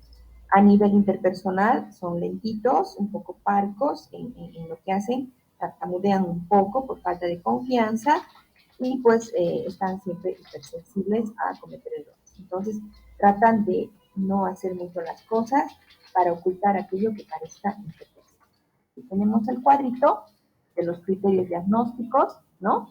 Se ve a sí mismo socialmente inepto, la creencia básica es soy inepto, soy inútil, ¿verdad? La creencia condicional es si me voy a relacionar con los demás me van a rechazar, ¿no? Por tanto, no me voy a relacionar con nadie. En un criterio diagnóstico evitan actividades grupales porque van a pensar que los demás siempre los están evaluando. Entonces, su pensamiento irracional es de que si hago alguna cosa voy a fracasar, entonces prefiero no hacer nada nuevo. ¿Ya? Y ahí están todos los elementos que les estaba mencionando. Muy bien, ese fue el trastorno, entonces, o la personalidad evitativa. Eso es lo que yo estoy atendiendo hoy en día. Ya estoy bastante. Entonces tengo que hacer un diagnóstico preciso para ver eso y ver cómo voy a trabajar. Cuando son adolescentes, en apoyo con la familia, y cuando ya es una personalidad, pues algo se pueda intentar hacer ahí. Vamos a hablar del trastorno esquizoide y la personalidad esquizoide. No confundan entonces evitativo con esquizoide, porque si bien los comportamientos van a ser similares, no van a ser lo mismo. Hemos observado también en aula a ese tipo de estudiante sentado por algún ladito, con su libro abierto en su regazo, ¿no? O mirando al cielo con mirada ausente, pero tranquilo, no ansioso, ¿ya? Algunas veces se pueden burlar de él, lo pueden censurar, pero a él le vale, como decimos, se muestra totalmente diferente, emocionalmente desvinculado, casi insensible. Es una de las personalidades que más sufre castigo social, porque se dice que son fríos, que no sienten nada, que no saben amar, que no les importa, ¿no? Y justamente he puesto ahí a Merlina, ¿no? Merlina Adams, de la familia Adams, ¿se acuerdan? Que es ese tipo precisamente en este caso es una preadolescente con trastorno esquizoide. O también hemos visto ese tipo de compañero apático, ¿no? Que cuando un docente le dice felicidades o le muestra sus resultados, ok, agradece, pero tampoco, ay, se entusiasma y se pone recontento, ¿no? O si le saludas con cordialidad, pues él simplemente te contesta con un gestito de saludo, ¿no? Sigue leyendo, sigue haciendo sus cosas, si lo quieres ir a abrazar, pues un poquito te muestra como que cierta resistencia, ¿no? Si lo invitas a comer o a compartir, te rechaza con mucha gentileza o algunos tal vez no, ¿no? Entonces parecieran comportamientos similares, el evitativo y el esquizoide, sin embargo, este no se involucra, o sea, no sufre, esa es la diferencia, ¿ya? Es posible que te halles ante una persona, entonces, si ves este tipo de gente con un trastorno obsesivo. Todo lo interpersonal para el esquizoide es poco gratificante. Ah, no, una fiesta prefiero no ir, ¿sí? Una reunión ya me estoy poniendo ansioso, me estoy poniendo nervioso, eso es lo que tiene en el consultorio todo el tiempo, ¿verdad? Y prefieren concentrar sus energías en aficiones solitarias, coleccionar objetos, ¿no? Etc. Vamos a ver aquí que hay dos variantes de trastorno esquizoide. Ya hay los del tipo solitario, Y hay los de hay los de tipo solitario, que en este caso vamos a ver, van a presentar escasa necesidad de compañía. Se las arreglan solos, un amigo o nadie, no importa, yo estoy feliz estando solo. Ese es el tipo solitario, ¿ya? Se siente cómodo, se siente libre cuando está solo. Prefiere vivir y trabajar en relativa calma en ese aislamiento social. Y se siente seguro y tranquilo en su soledad. Ama su soledad. Le encanta estar solo. ¿Ya? Entonces, no se excita ante nada, ¿no? No le apasionan muchas cosas de la vida. Vamos a ilustrar esto con los casos para que ustedes puedan entender, porque voy a presentar 2 casos de trastornos esquizoides. Pues lamentablemente este es con el que más estoy lidiando en este momento. ¿Ya? Entonces, y todo lo que alegra y emociona a los demás, a ellos no dan por sobreentendido. Rara vez se involucran, si son casados o si forman pareja, en las actividades de su cónyuge, tienen muchos problemas. Por eso, necesitan mucho tiempo para su soledad, se aíslan mucho. Es ese que decimos que se ralea, ¿ya? Ese es el esquizoide. Pero está feliz.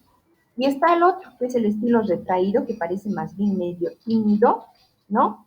Y que, pues, no da mucho afecto, no quiere implicarse emocionalmente, tiene también pocas relaciones y no puede desarrollar lazos firmes con otras personas.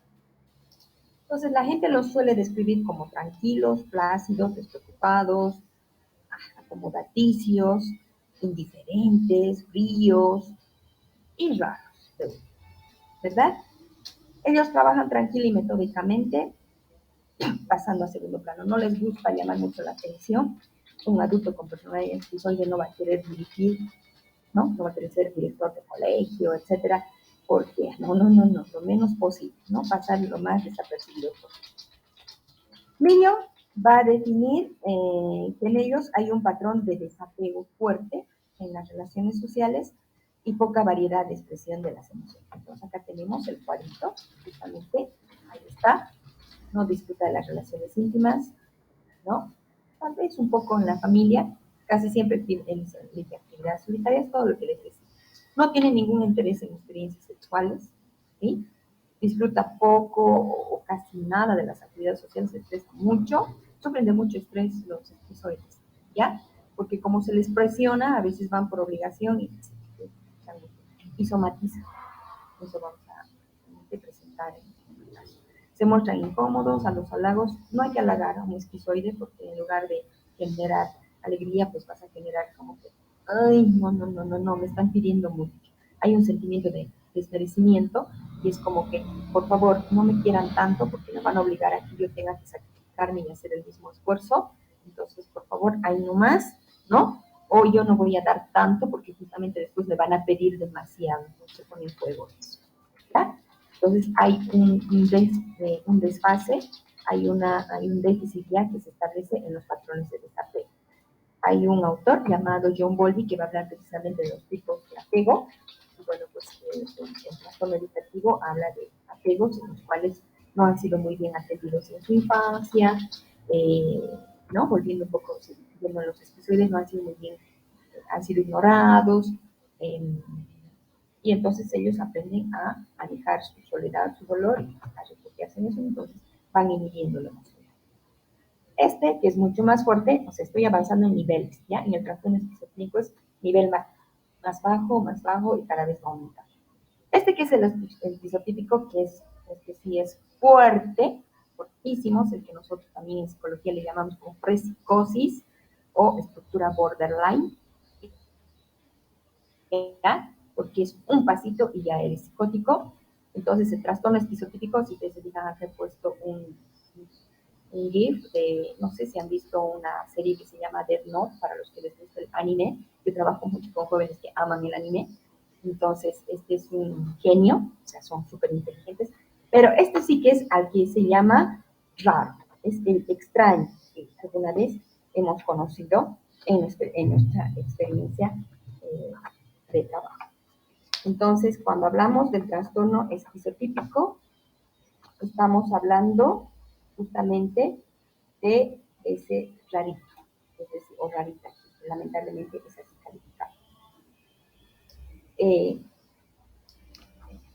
Los demás, entonces, generalmente los consideran o excéntricos, wow, ¿no? Por cómo hablan, porque hablan, utilizan palabras rebuscadas y cosas así.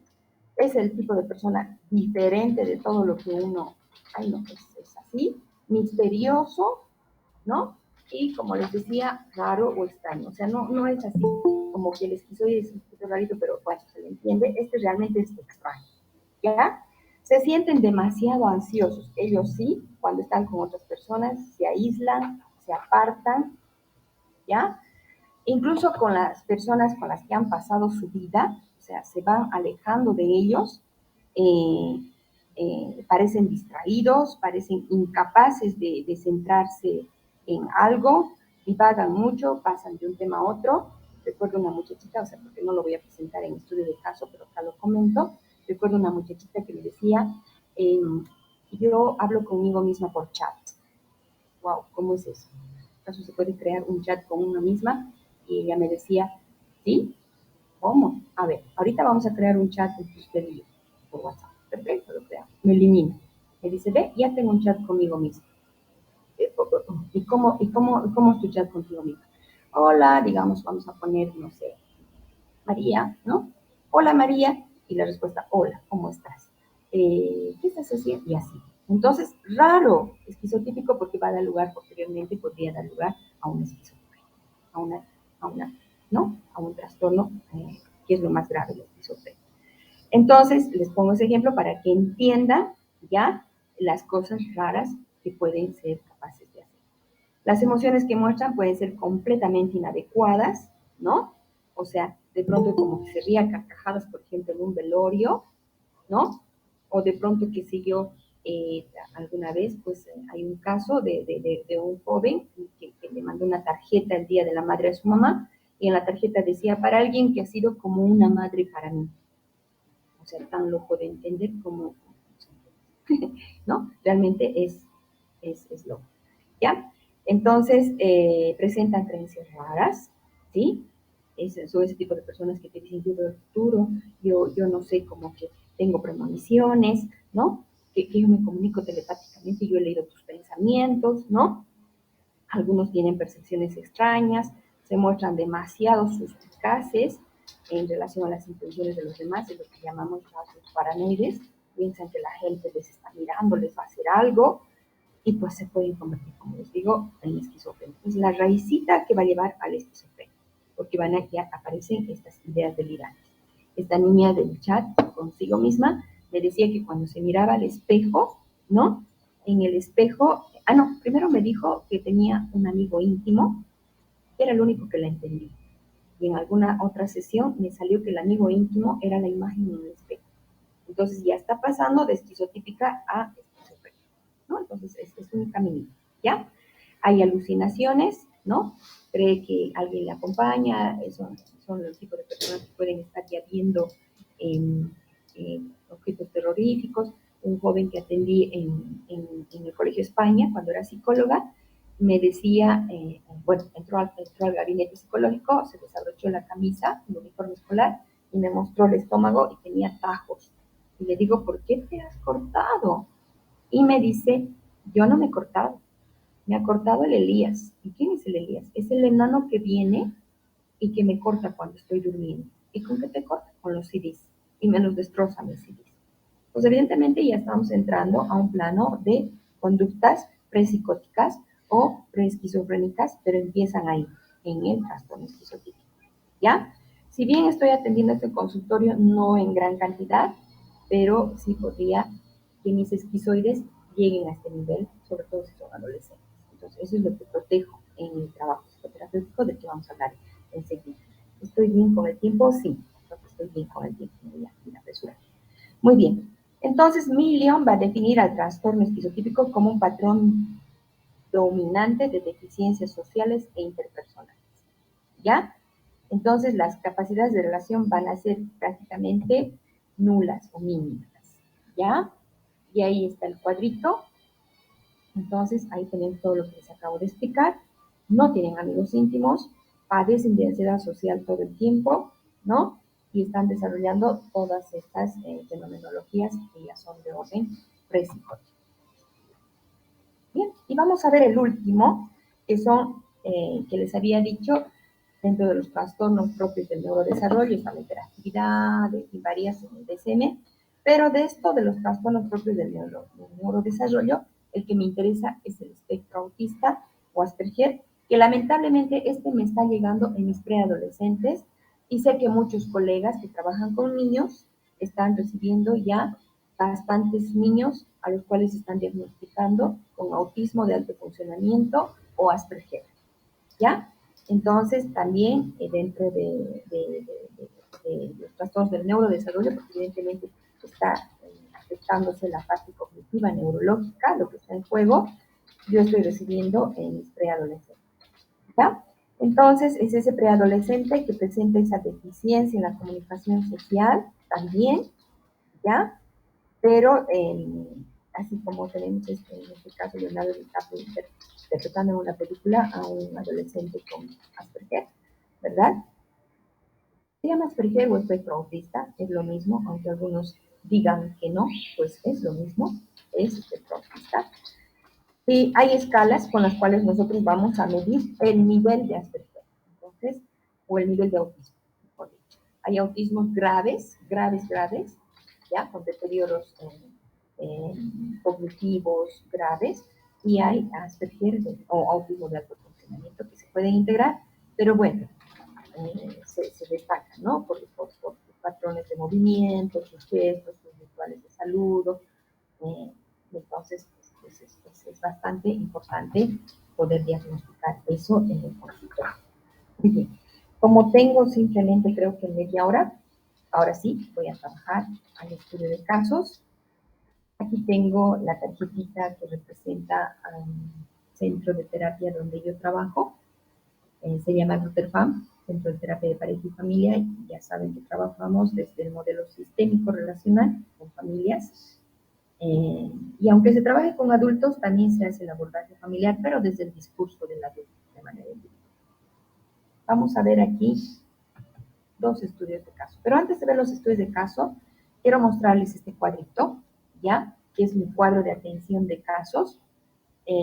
Fíjense, desde junio del 2021, que he vuelto después de la pandemia a la presencialidad, hasta el día sábado, que ha sido mi última sesión, es decir, este mes. Bien, he tenido un preadolescente de 11 años. Acuérdense que preadolescente y adolescente son diferentes, joven adultos son, ¿ya? He tenido un preadolescente de 11 años con trastorno del espectro autista, varón. Por si acaso, el trastorno del espectro autista se está manifestando más en niños varones y en preadolescentes varones. No sé cuál sea la causa, ¿sí? Evidentemente que diagnosticamos situaciones, ¿no? O sea, les estoy hablando yo de la sintomatología y todo lo que es la parte fenomenológica, pero no de la parte clínica que subyace a esto. He tenido un adolescente de 15 años con trastorno del espectro autista, también varón. He tenido una preadolescente de 12 años con trastorno evitativo. ¿Se acuerdan del trastorno evitativo? Esto que hace referencia al pánico de no querer integrarse porque temen ser juzgados y todo aquello. He tenido una joven adulta, a la que bueno, joven adulta, joven emergente o joven adulta de 24 años, con trastorno evitativo también, que me decía que le costaba estar en la universidad porque sentía que todos la juzgaban, la miraban, que sufría mucho en las clases, ¿ya? Y aquí estos dos que voy a trabajar, porque estos dos casos son los que voy a trabajar más, adolescentes de 15 y 16 años con trastorno, con trastorno esquizotípico. He tenido dos casos, en este caso de mujeres con trastorno esquizotípico, la niña del chat consigo misma y otro caso más. Y acá es donde me voy a centrar, en el trastorno esquizoide, por eso lo he puesto aquí.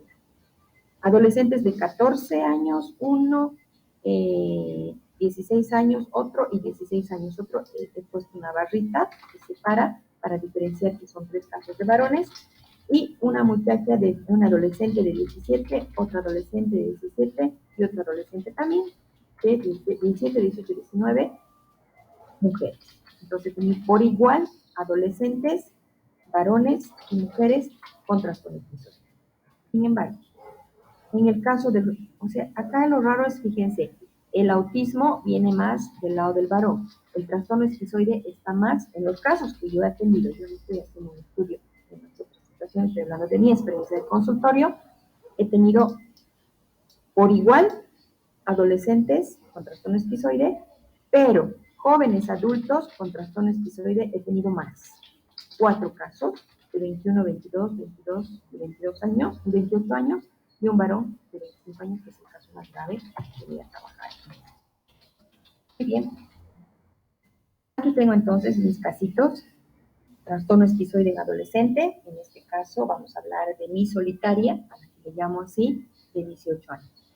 Mi solitaria de 18 años me pide ella la atención, no viene por derivación familiar, generalmente la familia me lo deriva, pero en este caso el motivo de consulta es individual. Ella me pide un proceso de atención individual, a que después se ha convertido en familiar por la edad de ética. Y es porque está sintiendo que, y ahora sí, esto vamos a relacionar con el COVID, ¿ya? El pre-COVID y el post-COVID. Ella me comenta que antes del COVID, ella tenía en su infancia una excelente relación con la mamá. Vemos entonces la situación familiar. El motivo de consulta es que se siente inadecuada, inadaptada, de que no le gusta estar con personas, ha dejado la universidad porque se siente incómoda, siente que no tiene motivación con nada, siente que nada le interesa, siente que no le importa salir con nadie, y que ella está perdiendo la afectividad, que la mamá a veces llora y ella ya no puede reaccionar, que no puede corresponder a los abrazos. O sea, son varias las situaciones que requieren el motivo de consulta.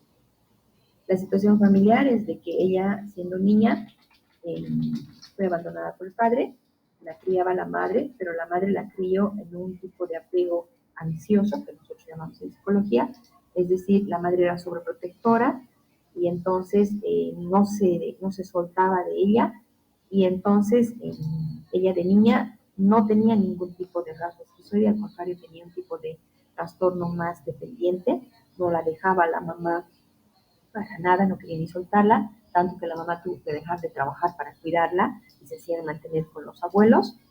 Esos eran los rasgos de identidad antes del COVID. Bueno, en la infancia. Ya después la mamá se concubinó cuando ella tenía 16 años, un poquito antes del COVID, y ella ahí cambia y siente como que la mamá la traiciona, y entonces empieza como a aislarse.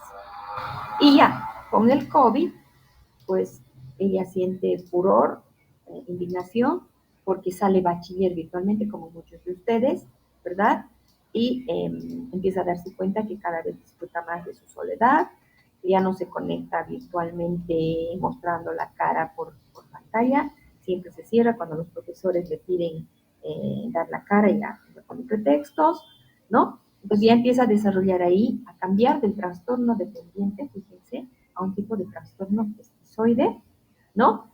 Que va creciendo poco a poco, se va aislando, va haciendo sus cosas de manera muy solitaria, trata de pasar desapercibida y al final así sale.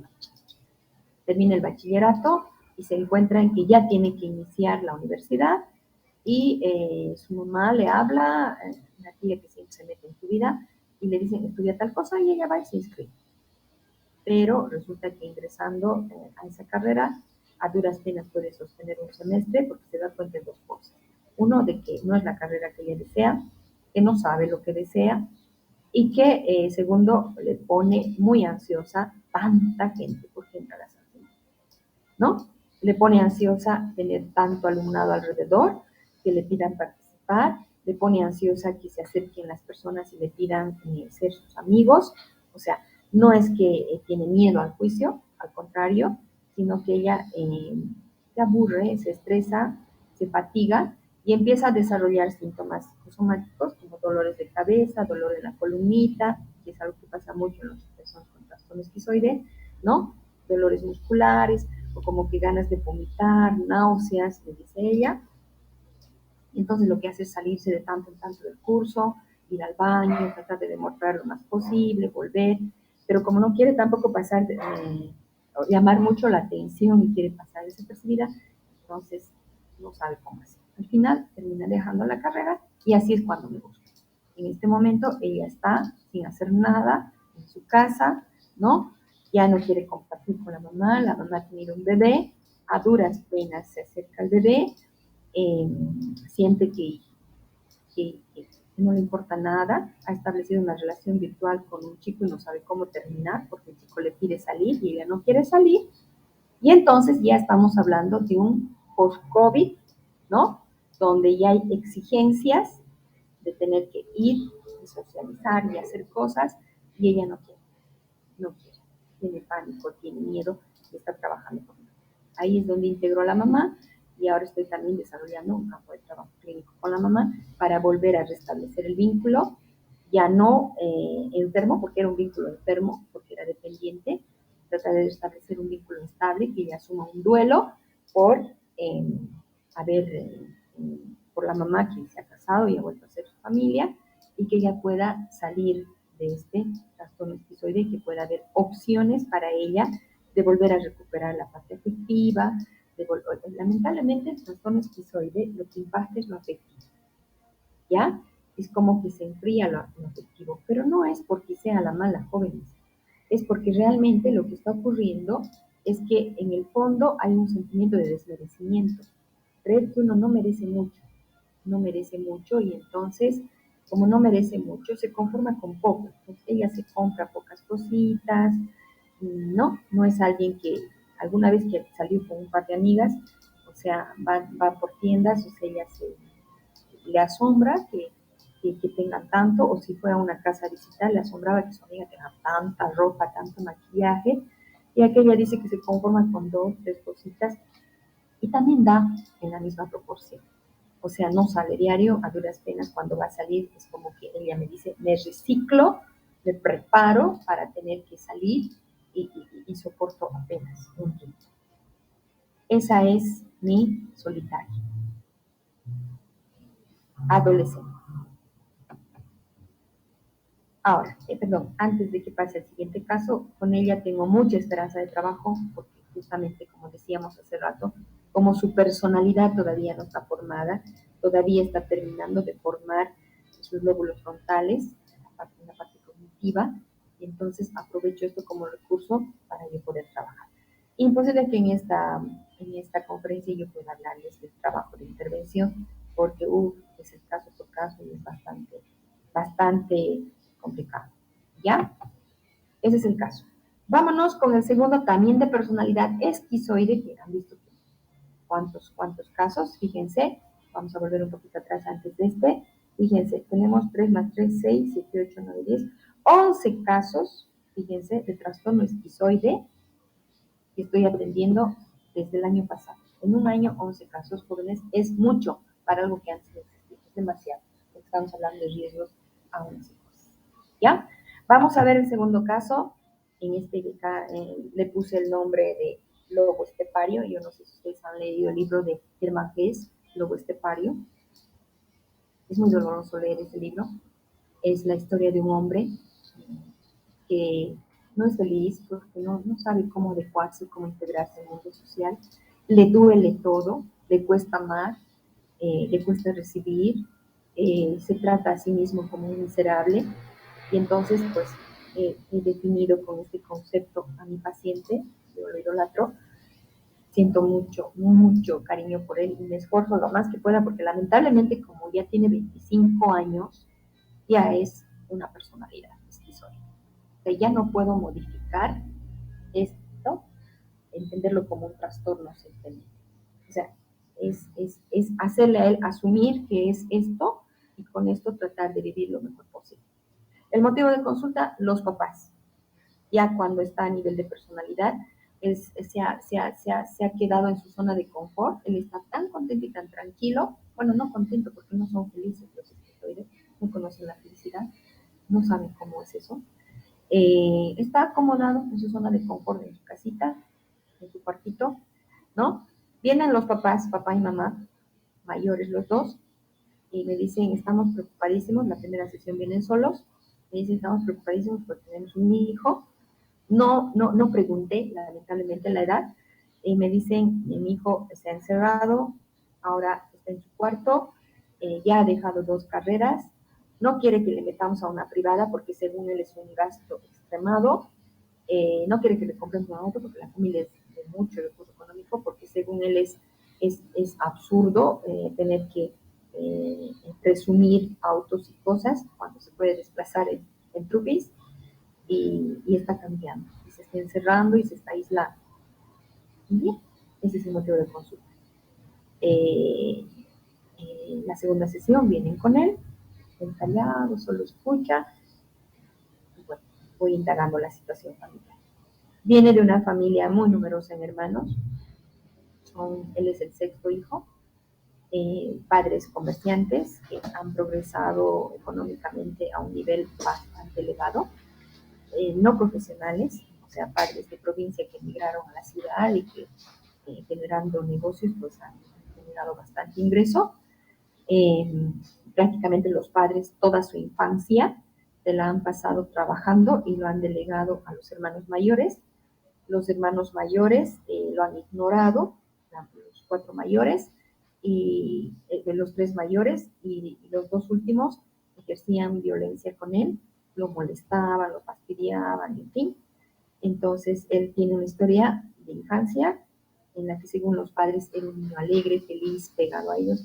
Es decir, estaba desarrollando un apego bastante estable, digamos, hasta un evento que ocurre, lamentablemente muy terrible, fortuito, traumático, que no voy a mencionar porque cuido mucho la individualidad de los pacientes. Y este evento fortuito genera en él algo que no va a identificar, que posteriormente en la sesión de consulta vamos a ver como una disociación. Y a partir de ahí él cambia, deja de ser el niño que se divertía en colegio, y ya este trastorno esquizoide ya se va formalizando a partir de sus 12 años de edad. ¿No? En su infancia no se notaba, él dice que se veía así mismo bien, alegre, incluso era solidario, empático, le importaba, siempre buscaba a aquel que estaba solito para integrarlo, él incluso era líder, ¿no? Pero ya desde los 12 años él se recluye, se va alejando y va simplemente va cambiando. Y lamentablemente cuando los papás me lo traen, pues han pasado 13 años, o sea, cómo puede esperar una familia tanto cuando ya se ha formado la personalidad. O sea, el trastorno ya se ha enquistado en una personalidad, se ha anclado, ¿no? Entonces ya ahí en el pre-COVID, antes de que haya el COVID, él ya estaba en la universidad, había dejado una carrera porque sentía que era mucho, se exigía mucho en esa carrera en términos cognitivos, en términos relacionales, cambió a otra carrera, vuelve a dejarla. Durante el COVID, él fue la persona más feliz, pero más feliz porque por fin estaba virtualmente, a veces se conectaba, a veces no, va perdiendo materia, se va aplazando, le vale, y empieza a encerrarse en su cuarto.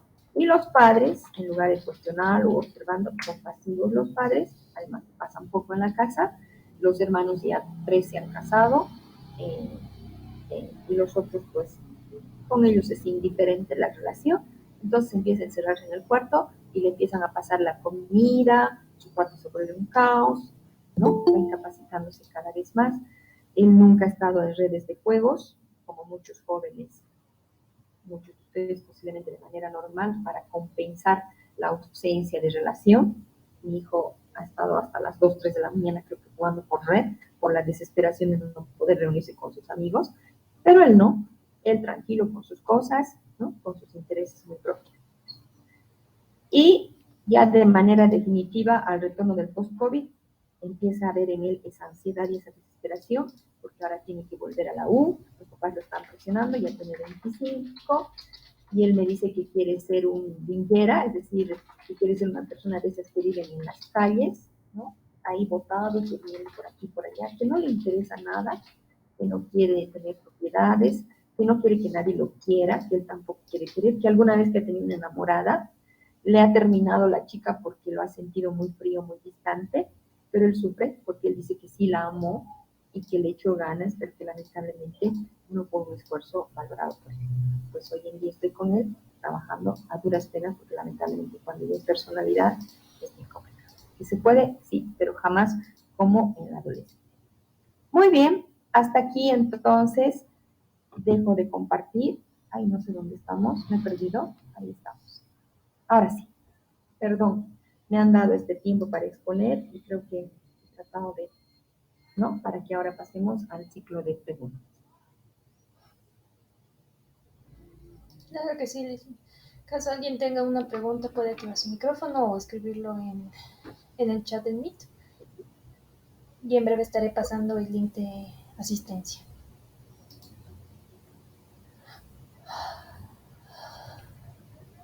Nadie. Me parece raro porque esto también lo estoy viendo en la universidad. Ahora que estoy con las carreras de medicina y psicología, estoy viendo que esto también que está emergiendo, ¿no? Y estoy notando a mis estudiantes que están con trastorno esquizoide, si es que son adolescentes, todavía, y hay tiempo. Jóvenes, si ustedes se identifican con este tipo de trastorno, busquen ayuda. Porque mientras sean adolescentes, todavía no entren a la fase de joven adulto, hay que. Aquí hay una pregunta de José María Benítez. Dice, ¿es posible? Ay, perdón. No sé si me la puedes leer, Alison, por favor. Claro que sí. José María Benítez dice, ¿es posible que la personalidad esquizoide pueda llegar a hacer daños a terceros? No. O sea, no daños en el sentido de agredir, José María, pero sí puede dañar en el sentido, por ejemplo, los papás de este muchacho, de mi lobo estepario, la madre sufre mucho porque dice, ¿qué voy a hacer? Lamentablemente el destino de ellos es de que esto pueda crecer a una personalidad esquizotípica y luego convertirse en psicótico, ¿no? Y entonces se incapacitan de tal manera, se llama también el síndrome de la cabaña, porque lamentablemente, mientras él es que se hace una especie de autosabotaje, porque mientras él o ella se está esforzando por tratar de llamar menos la atención, de que no lo quieran y no lo atiendan, al dejar todo y abandonar todo, lo que hace es que más bien todo el mundo lo atienda y entonces se incapacita más, ¿no? Mi joven me decía, yo ya no quiero la atención de mis padres. Y le decía, pero entonces, no sé, me decía, es que es increíble, me decía, o sea, de que yo para liberarme de eso tenga que meterme en eso. Entonces, puede dañar en ese sentido, emocionalmente, herir al otro. El otro sufre porque vive con alguien a quien considera frío, ¿no? Pero no en términos de agresión, José María. No sé si respondo a tu pregunta.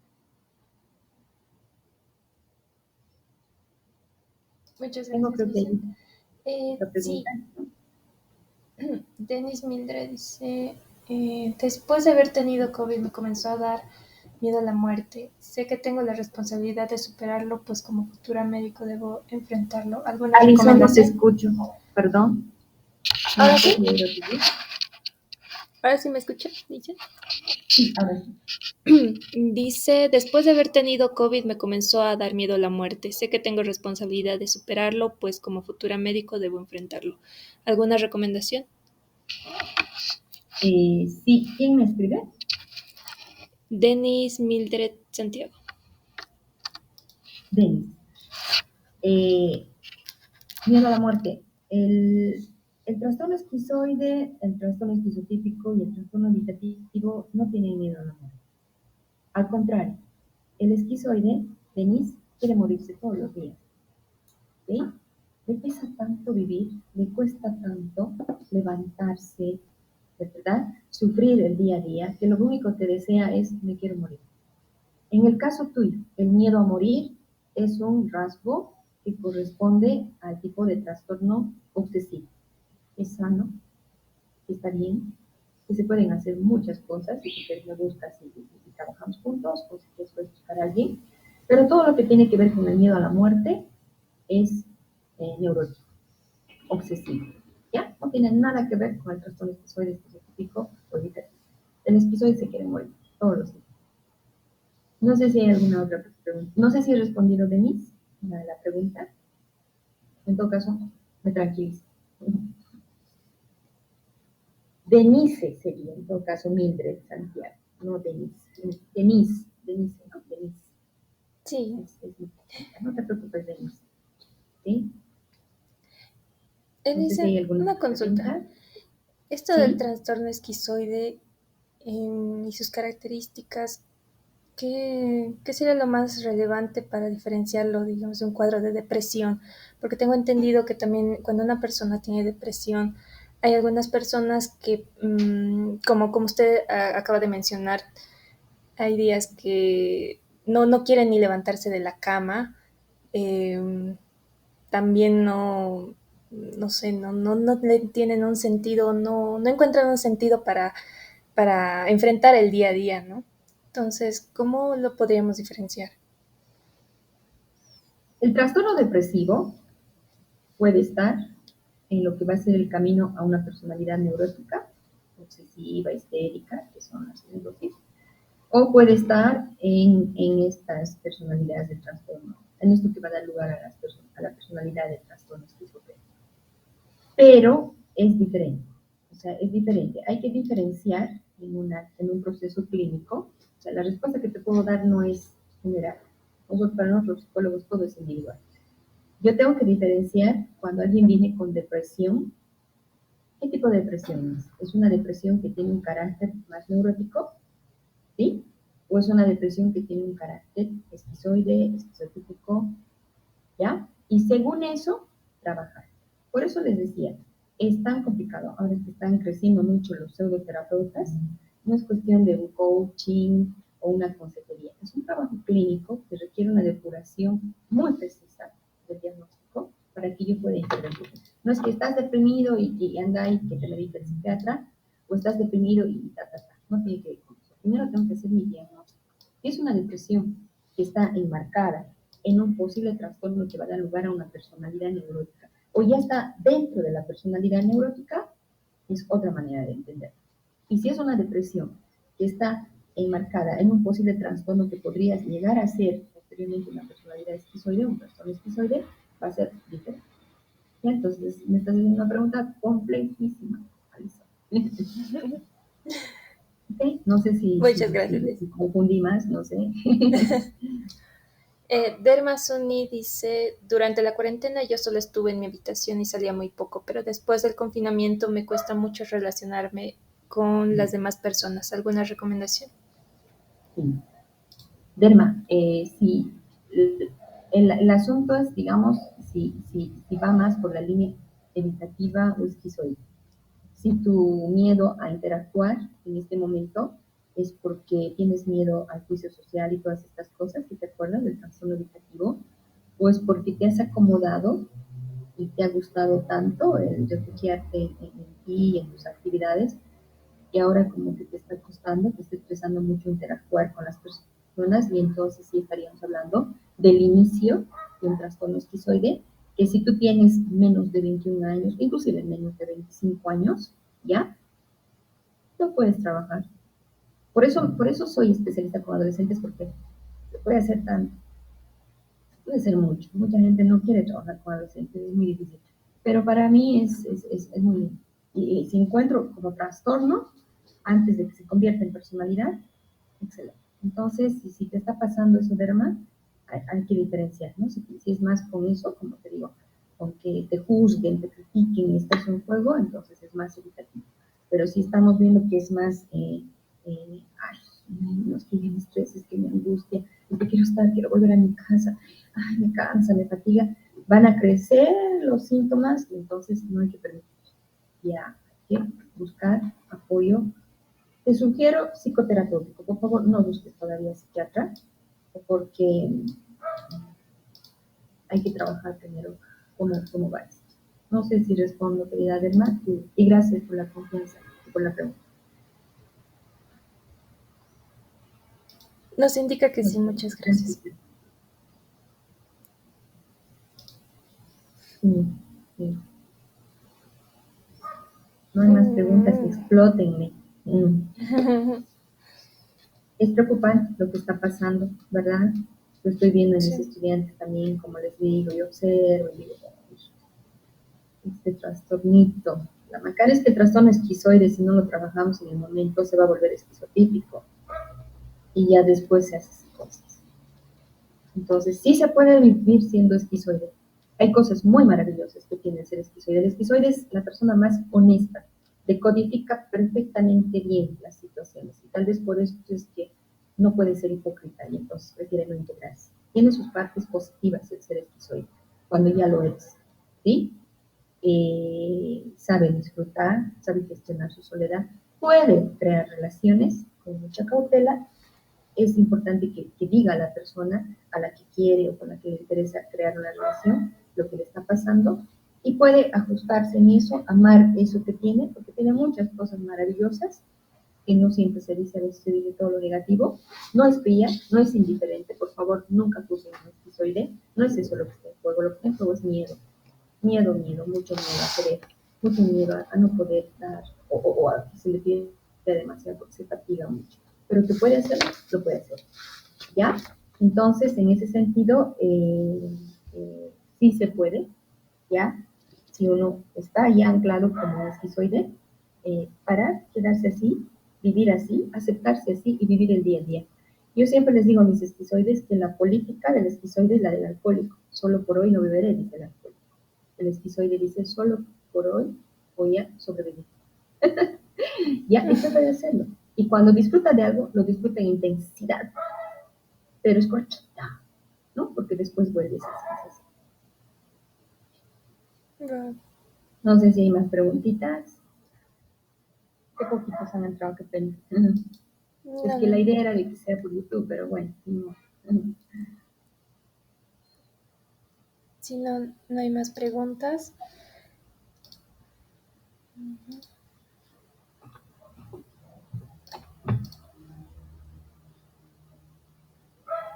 Ok, entonces recomendaciones, si se han identificado en alguno de estos trastornos que empiezan como rasgos, por si acaso, no es que automáticamente se vuelve trastorno, ¿ya? Son rasguitos que pueden ir apareciendo. Si ustedes están identificando 2 o 3 rasgos de los cuales he hablado, piensen, no voy a dejar que esto se vuelva trastorno. Y si ya tienen identificado como un trastorno, no dejen que se enquiste y se vuelva la personalidad. Y si ya es su personalidad, pues bueno, igual hay opciones. Todo para nosotros los psicólogos, todo se puede hacer. Siempre es mejor antes, por supuesto.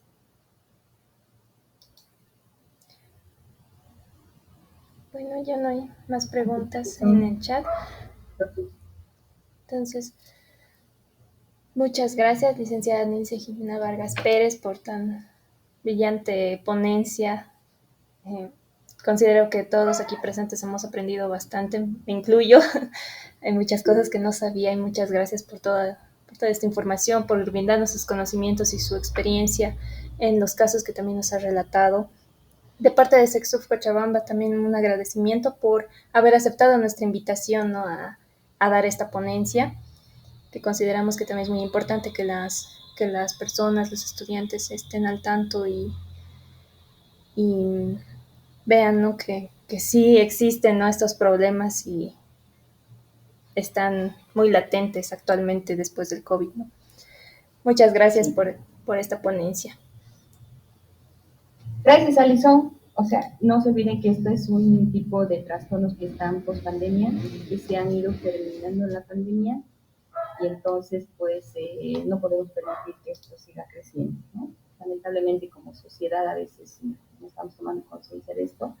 Sí pediría, por favor, Alison, que esto sí se pueda subir a YouTube, porque yo voy a escribir un artículo, voy a hacer precisamente una publicación, pero se supone que estos eventos no son solamente para un grupo cerrado de la universidad, son experiencias de trabajo que estamos llevando profesionales y que esto puede ayudar no solamente a la cantidad de personas que han entrado acá, sino que realmente ayude a la mayor cantidad posible de adolescentes y jóvenes que puedan ver esta ponencia para poder buscar ayuda en cualquier país. José María, me acabo de enterar que es de Buenos Aires.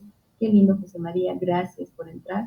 Yo he vivido en Buenos Aires buenos años, extraño el trato y la calidad del argentino.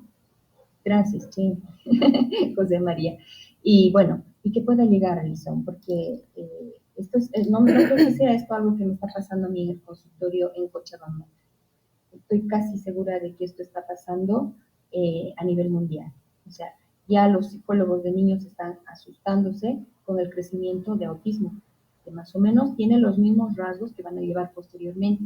a este tipo de personalidades. ¿Ya? Entonces, en ese sentido, socializar lo más que se pueda, pues sería grandioso. Y por favor, pásame la grabación porque yo sí tengo un canal en YouTube y lo voy a subir, por favor. Claro que sí, Gracias, claro que sí, chicos. licenciada. Gracias a los que han preguntado. Gracias a los participantes por tener paciencia estas 2 horas. Y cuídense, cuiden su salud mental, que es lo más valioso que tienen. No se olviden, no hay salud sin salud mental. ¿Sí? Y es tiempo de que le demos énfasis y amor a cuidar nuestra salud mental. Gracias por todo y estamos para cuando ustedes quieran. Muchas gracias, dicen. Y a todos los asistentes también. La ponencia está siendo grabada, bueno, ha sido grabada desde un inicio y va a ser subida al canal de YouTube de la Sociedad Científica, Estudiantes de Medicina.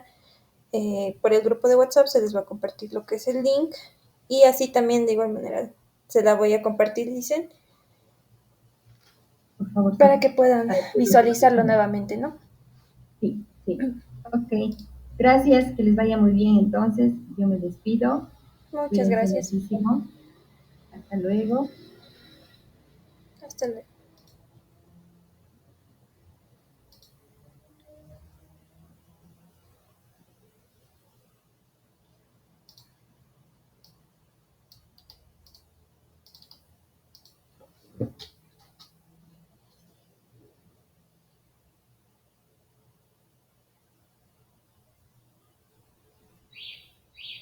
Sí, para los que no lo vieron, el enlace se encuentra ya en el chat de Meet.